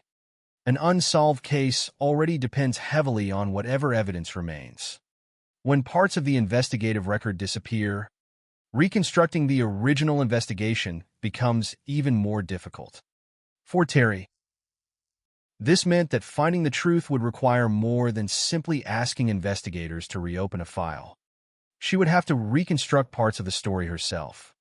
Her search eventually took her back toward the case after many years had passed. Approximately 15 years after the attack, she began returning to Oregon and examining what had happened. Her goal was not simply to revisit the physical location. She wanted to understand the investigation, the people who had been considered suspects, the evidence that had been collected, and the reasons the identity of the attacker had never been established. The longer she looked, the more complicated the story became. There was no single missing piece that could simply be found and inserted into the investigation. Instead, there were gaps throughout the case. There were incomplete memories. There were suspicious circumstances surrounding suspects. There were physical clues that had never produced a definitive match. And there were legal limitations that could not be ignored. The 3-year statute of limitations, therefore, became part of the larger tragedy of Klein Falls. A crime can remain unsolved because investigators do not know who committed it. But when the law also limits how long prosecution can proceed, Time can transform an unresolved investigation into a permanent historical question. In 1980, the legal deadline passed. The person who had attacked the two women remained unidentified. The case did not receive the courtroom conclusion that might have provided a formal answer to the question of responsibility. There was no trial establishing what had happened from the perspective of the state. There was no conviction naming the attacker. There was no judicial finding that Dam, Godwin, or anyone else was responsible. The investigation therefore remained suspended between suspicion and certainty. This is especially significant when discussing Dam. His name has remained closely connected to the case because of the statements made by Jeannie Fraley. The questions surrounding his truck, the reported tire changes, the removal of the toolbox, his lack of a clear alibi, and the polygraph results interpreted as indicating deception. But even taken together, these circumstances never produced an official determination that Dam was the attacker. The same principle applies to Godwin. His criminal history made him noteworthy to investigators, but Terry did not believe he resembled the man she remembered. Without stronger evidence, his name could not resolve the case. The passage of time also meant that every new attempt to understand the case had to confront the limitations of the original evidence. The investigators of 1977 had worked with what was available then. Later investigators, researchers, and Terry herself could not simply recreate evidence that had never been collected or had subsequently disappeared.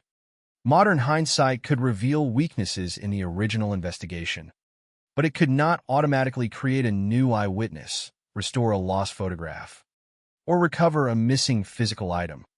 That is one reason Klein Falls remained so difficult to resolve.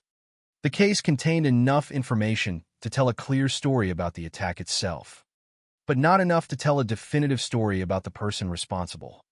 The legal clock had stopped, but the personal clock had not.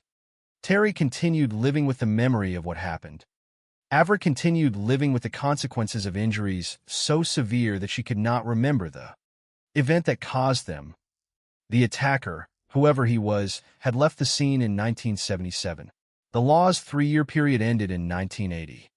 Yet the unanswered question remained long after both dates had passed. The later change in Oregon law could not erase the limitation that had already applied to the Klein Falls attack, and so the case entered a different kind of existence. It was no longer simply a police investigation searching for a suspect. It became a story about two survivors, an unidentified attacker, incomplete evidence, and a legal system whose rules had changed after the opportunity for prosecution had already passed. The question was no longer only whether someone could identify the man who had attacked Terry and Avra. It was whether the truth could still be reconstructed after years of missing evidence, fading memories, and legal barriers. For Terry, that question would become personal. She would eventually take the investigation into her own hands, returning to Oregon and examining the case years after the attack. Her search would lead to a memoir, Strange Piece of Paradise, published in 2006. But before that later chapter could begin, the reality of Klein Falls had already become clear. Two young women had survived a terrifying attack. One had lost her memory of it. The other had spent years remembering. The police had investigated possible suspects, but had never proved who was responsible. And by 1980, the law had closed the door on prosecution for attempted murder under the statute then in effect. The man who drove the pickup into the tent had escaped more than a physical scene. He had escaped into a gap between evidence, memory, and time. That gap would become the defining mystery of Klein Falls. The legal deadline had passed, the investigation had grown cold, and the identity of the attacker remained officially unknown. Yet for Terry Jentz, the end of the legal window did not mean the end of the case. The attack at Klein Falls had become part of her life in a way that no statute of limitations could erase. The night of June 22nd to 23rd, 1977 had ended decades earlier. But the central question remained exactly where it had been from the beginning. Who was the man who drove his pickup truck into the tent and attacked two young women with an axe or hatchet? Terry had survived the physical assault, but survival did not provide an explanation. It did not tell her why she and Avra Goldman had been targeted.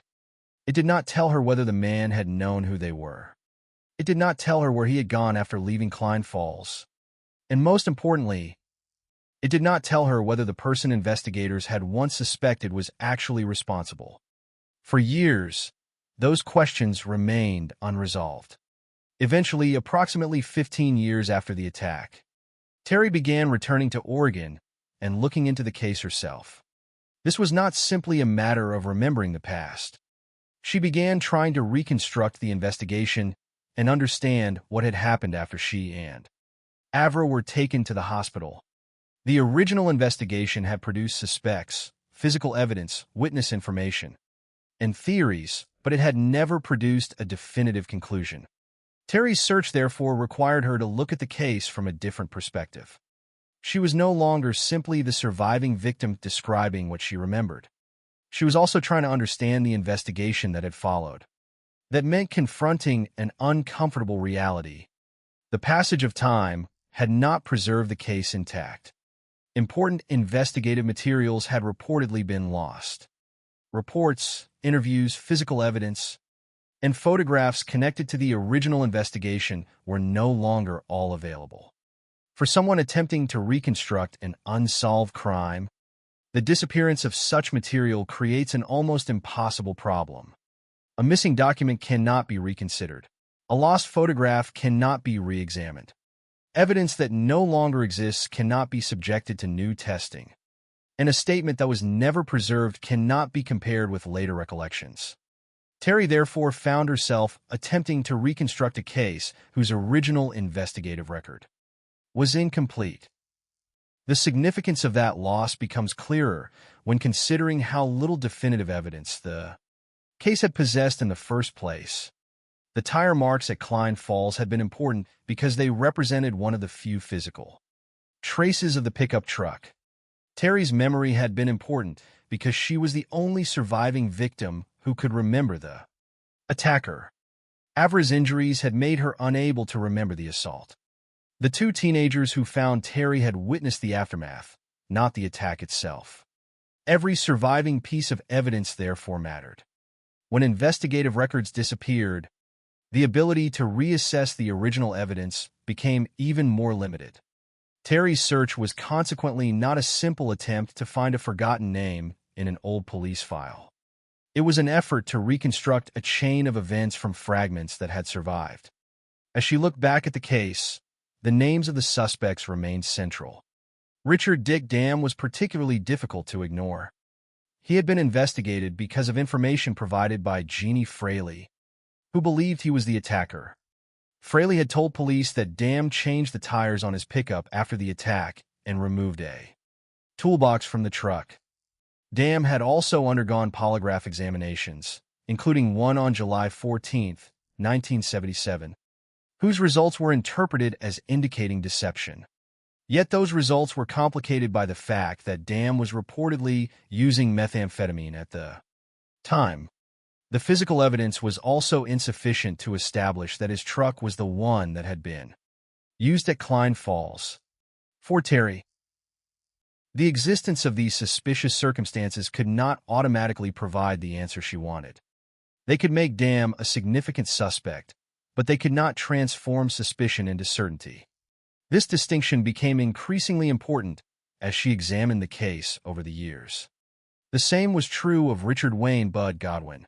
He had a serious criminal history and had been considered during the investigation, but Terry did not believe that he matched the man she remembered. That left the case in an uncomfortable position. There were people who had attracted investigative attention, but there was no person whom Terry could confidently identify as the attacker and no body of physical evidence capable of conclusively establishing guilt. The longer Terry searched, the more she had to confront the difference between what could be suspected and what could actually be known. This was not merely an intellectual distinction. It affected the meaning of the attack itself. When a person survives a violent crime, the desire for an explanation can be powerful. Knowing that someone is responsible can provide a sense of structure to an otherwise chaotic event. But Klein Falls offered no such certainty. Terry knew what had happened to her. She knew what she remembered. She knew what had happened to Avra. But she did not know the identity of the man who had attacked them. She could not look at a conviction and say that the legal system had established who was responsible. She could not rely on a complete investigative record because parts of that record were no longer available. And she could not ask Avra to fill in the missing details because Avra's severe brain injuries had erased her memory of the assault. This left Terry with a burden that had lasted for years, remembering an event that another victim could not remember and searching for an answer that the original investigation had never found. Her return to the case eventually became more than personal research. It became the foundation for Strange Piece of Paradise, the memoir she published in 2006. The book allowed Terry to tell the story of the attack and the long investigation that followed it. It also placed the unresolved Klein Falls case before a much wider audience. The importance of the memoir was not simply that it retold the attack. It documented the experience of a survivor trying to make sense of a crime whose official investigation had failed to provide closure. In doing so, the case became a story not only about the night at Klein Falls, but also about what happens afterward, when a victim must continue living with unanswered questions. The years between 1977 and 2006 transformed the context of the case. In 1977, the investigation was immediate. Police examined the campsite, considered physical evidence, questioned people, and pursued suspects. By the time Terry's memoir appeared, the attack was nearly 3 decades old. The investigation had become part of the past, but the consequences remained present. The passage of time had also made it increasingly difficult to recover what had been lost. Memories could not simply be restored to their original condition. Evidence that had disappeared could not be recreated. The legal limitation on attempted murder had already expired in 1980. The later change in Oregon law could not be applied retroactively to reopen the prosecution window for the 1977 attack. Therefore, even the discovery of a convincing new theory would exist within a very different legal environment from the one that existed when the crime occurred. Yet Terry continued searching for an explanation because the absence of prosecution did not make the question disappear. There is a particular kind of uncertainty in an unsolved violent crime. The victims know that something happened, but the world outside the victims eventually moves on. Police files become old. Witnesses become difficult to locate. Suspects become names in records. People who once knew the circumstances may forget details or no longer be available to answer questions. But for the survivor, the event remains fixed in memory. The Klein Falls attack illustrates that contrast painfully. Terry and Avra had begun their journey as 2 young women traveling across the country by bicycle. They expected challenges, fatigue, and uncertainty as part of their adventure. Instead, one night near the Deschutes River changed their lives permanently. Avra survived injuries that required emergency brain surgery and left her unable to remember the attack. Terry survived with severe physical injuries and the memory of an unidentified man standing over her with an axe. Decades later, she was still trying to understand what had happened. Her search did not produce the definitive identification that the original investigation had failed to obtain. It did, however, preserve the story. By examining the case again, Terry ensured that the attack would not simply disappear into an old police file. Strange Piece of Paradise became a record of her effort to understand the crime and the investigation surrounding it. The book also reinforced the distinction between remembering an event and proving who caused it. Terry could tell her story. She could examine the evidence that remained. She could question the theories that had developed around suspects. But none of that could create proof where proof did not exist. Richard Dam remained a suspect, not a proven offender. Richard Wayne Bud Godwin remained another person considered during the investigation. But Terry did not believe he matched her memory of the attacker. And the unidentified man who had driven the pickup into the tent remained officially unidentified. The Klein Falls case therefore survived not because it had reached a satisfying conclusion, but because it had never received one. Its unresolved nature became part of its identity. The attack was real. The injuries were real. The evidence was real. The investigation was real. But the name of the person responsible remained uncertain. For Terry, the search represented an attempt to reclaim something that the attack had taken from her: the ability to understand her own story. She could not change what happened at Klein Falls. She could not restore the missing investigative records. She could not recover Avra's lost memory. She could not reverse the passage of time or the legal limitations that had taken effect. But she could continue asking questions. And by 2006, when Strange Piece of Paradise was published, those questions had become part of the public record. The Klein Falls attack was no longer only a forgotten investigation from 1977. It was also the story of a survivor who refused to let the absence of an answer erase the reality of what had happened. By the time Strange Piece of Paradise was published in 2006, almost 3 decades had passed since the night at Klein Falls. The attack that had begun with a pickup truck crashing into a tent near the Deschutes River had become an unresolved chapter in the lives of 2 survivors. And a case that never received the ending normally expected from a criminal investigation. There had been an investigation. There had been suspects. There had been physical evidence, witness statements, and attempts to evaluate the people believed to be connected to the crime. But there had been no confirmed offender, no conviction, and no courtroom determination establishing who had attacked Terry Gents and Avra Goldman. The absence of that ending was not simply a technical problem in a police file. It shaped the lives of the women who had survived. Avra's experience of the attack was especially complicated by the severity of her brain injuries. She survived the assault and underwent emergency brain surgery, but the trauma left her unable to remember what had happened. For someone trying to understand a violent event, memory is often one of the most important tools available. In Avra's case, the tool had been taken away by the injuries themselves. She could not reconstruct the attack from her own recollection. She could not tell investigators what the man had looked like or what had happened inside the tent. The absence of her memory was not a choice and not a failure to cooperate. It was a consequence of the physical damage she had suffered. Terry therefore remained the principal surviving witness to the attack itself. But her memories also existed within the circumstances of extreme trauma. She had been asleep when the pickup struck the tent. She had been seriously injured and trapped beneath the vehicle. She then faced an attacker carrying an axe or hatchet. When the weapon came toward her, she reached for it with her hand and forearm, suffering severe injuries while attempting to protect herself. The memory of that moment became one of the defining experiences of her life. Yet even with those memories, she could not provide the one detail that investigators needed most: a definitive identity. She remembered the attacker as resembling a young cowboy, but that description could not establish a name. The conditions of the assault had made a clear identification extraordinarily difficult. The investigation therefore remained caught between what Terry remembered and what investigators could prove. This distinction is at the heart of the Klein Falls story. It is possible for a victim to know with absolute certainty that a crime happened while the identity of the perpetrator remains uncertain.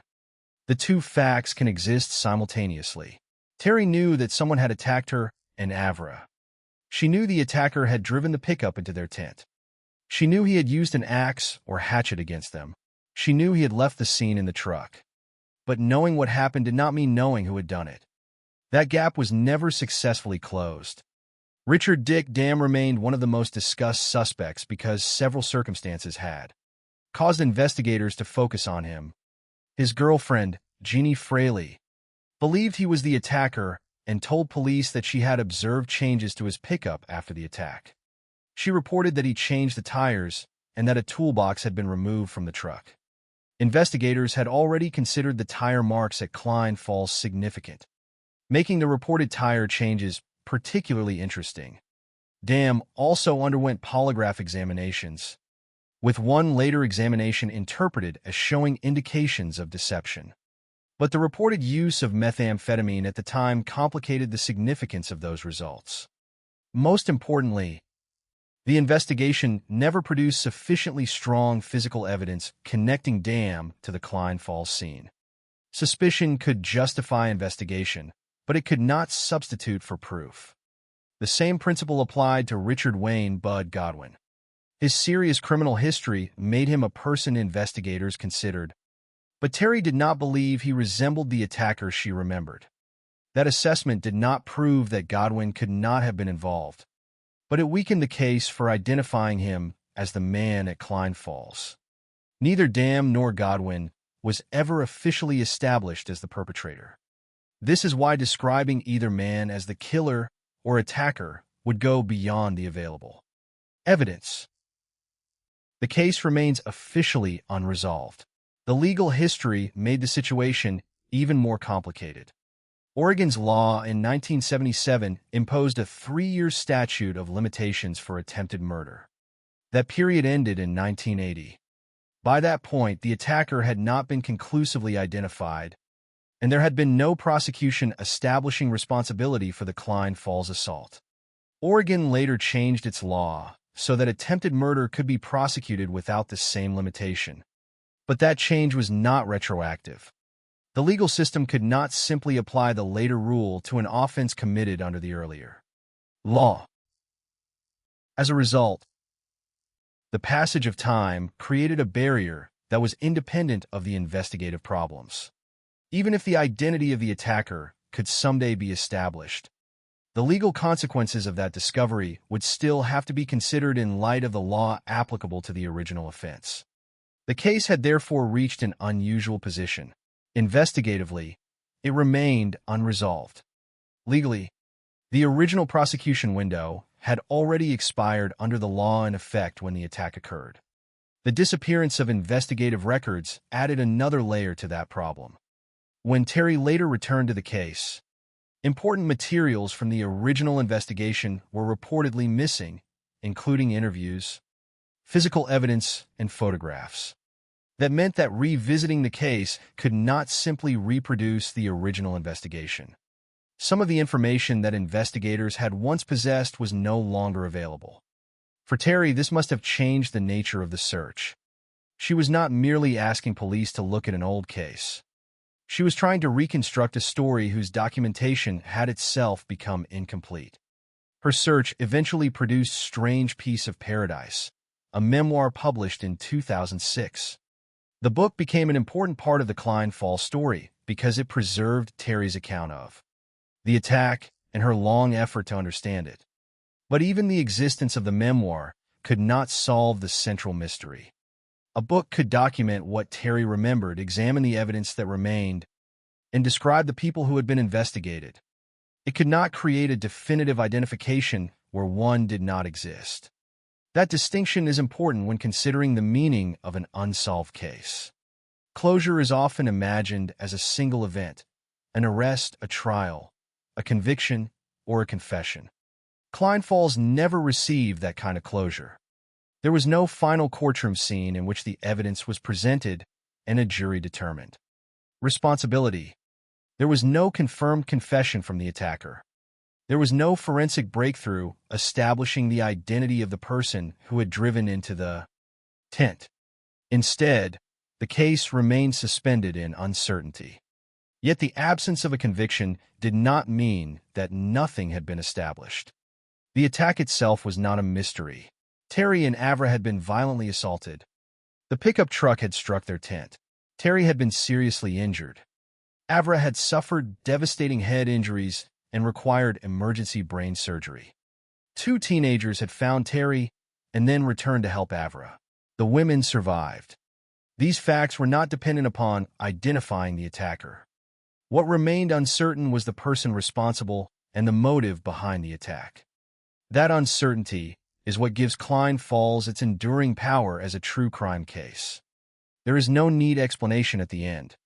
There is no confirmed identity that allows the story to close. Instead, the case forces attention back toward the survivors. For Terry, the central question became more than a police question. It became part of the process of understanding what had happened to her. Her decision to revisit the case years later demonstrated that an unresolved investigation does not necessarily disappear from the life of the victim. The passage of time may change circumstances, but it does not automatically remove the need for answers. Avra's inability to remember the attack makes the story even more painful.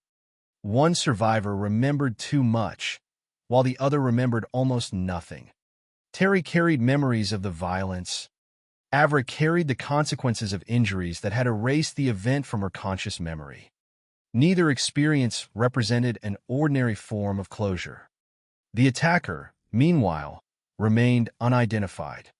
The case therefore became a story of two different kinds of survival.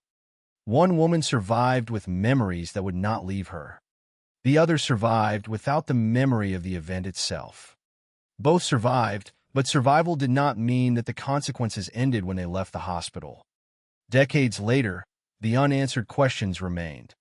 The Klein Falls case also serves as a reminder of how easily uncertainty can become permanent. Investigators in 1977 worked with the evidence available to them. They had limited physical clues and a difficult eyewitness account. They had suspects but no definitive proof. As time passed, evidence disappeared and memories became harder to recover. The legal deadline eventually closed another door. The later change in Oregon law could not be applied retroactively. The result was a case in which the truth might remain permanently incomplete, not because the attack itself was doubtful, but because the evidence necessary to identify the perpetrator was never sufficient. And that may be the most haunting part of Klein Falls. There is no final revelation waiting at the end of the story. There is no confirmed name that transforms decades of uncertainty into certainty. There are only the facts that survived: two young women on a cross-country bicycle journey, a tent beside the Deschutes River, a pickup truck that suddenly became a weapon, an axe raised in the darkness, a desperate act of resistance, and two survivors who lived. The person who caused that violence was never officially identified. For Terry, however, telling the story became one way of refusing to allow the unanswered question to erase the reality of what happened.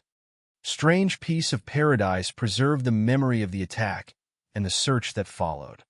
It ensured that Klein Falls would remain more than a cold case number or an old police file. It became a record of survival and of the difficult search for truth when the evidence is incomplete. And time cannot be reversed. The case has no conventional ending, but perhaps the most honest way to tell it is not to manufacture one. The responsible conclusion is to acknowledge what can be established and what cannot. Terry Gents and Avra Goldman survived the attack. The attacker escaped. Richard Dam was investigated but never proven to be responsible. Richard Wayne Bud Godwin was also considered but was not identified by Terry as the man she remembered. The evidence never established an official perpetrator. The prosecution deadline under the law then in effect expired in 1980, and decades later, the central question remained unanswered. Klein Falls therefore endures not as a solved mystery, but as a reminder that some crimes leave behind evidence without answers, memories without identities, and survivors who continue carrying questions long after the investigation itself has gone quiet.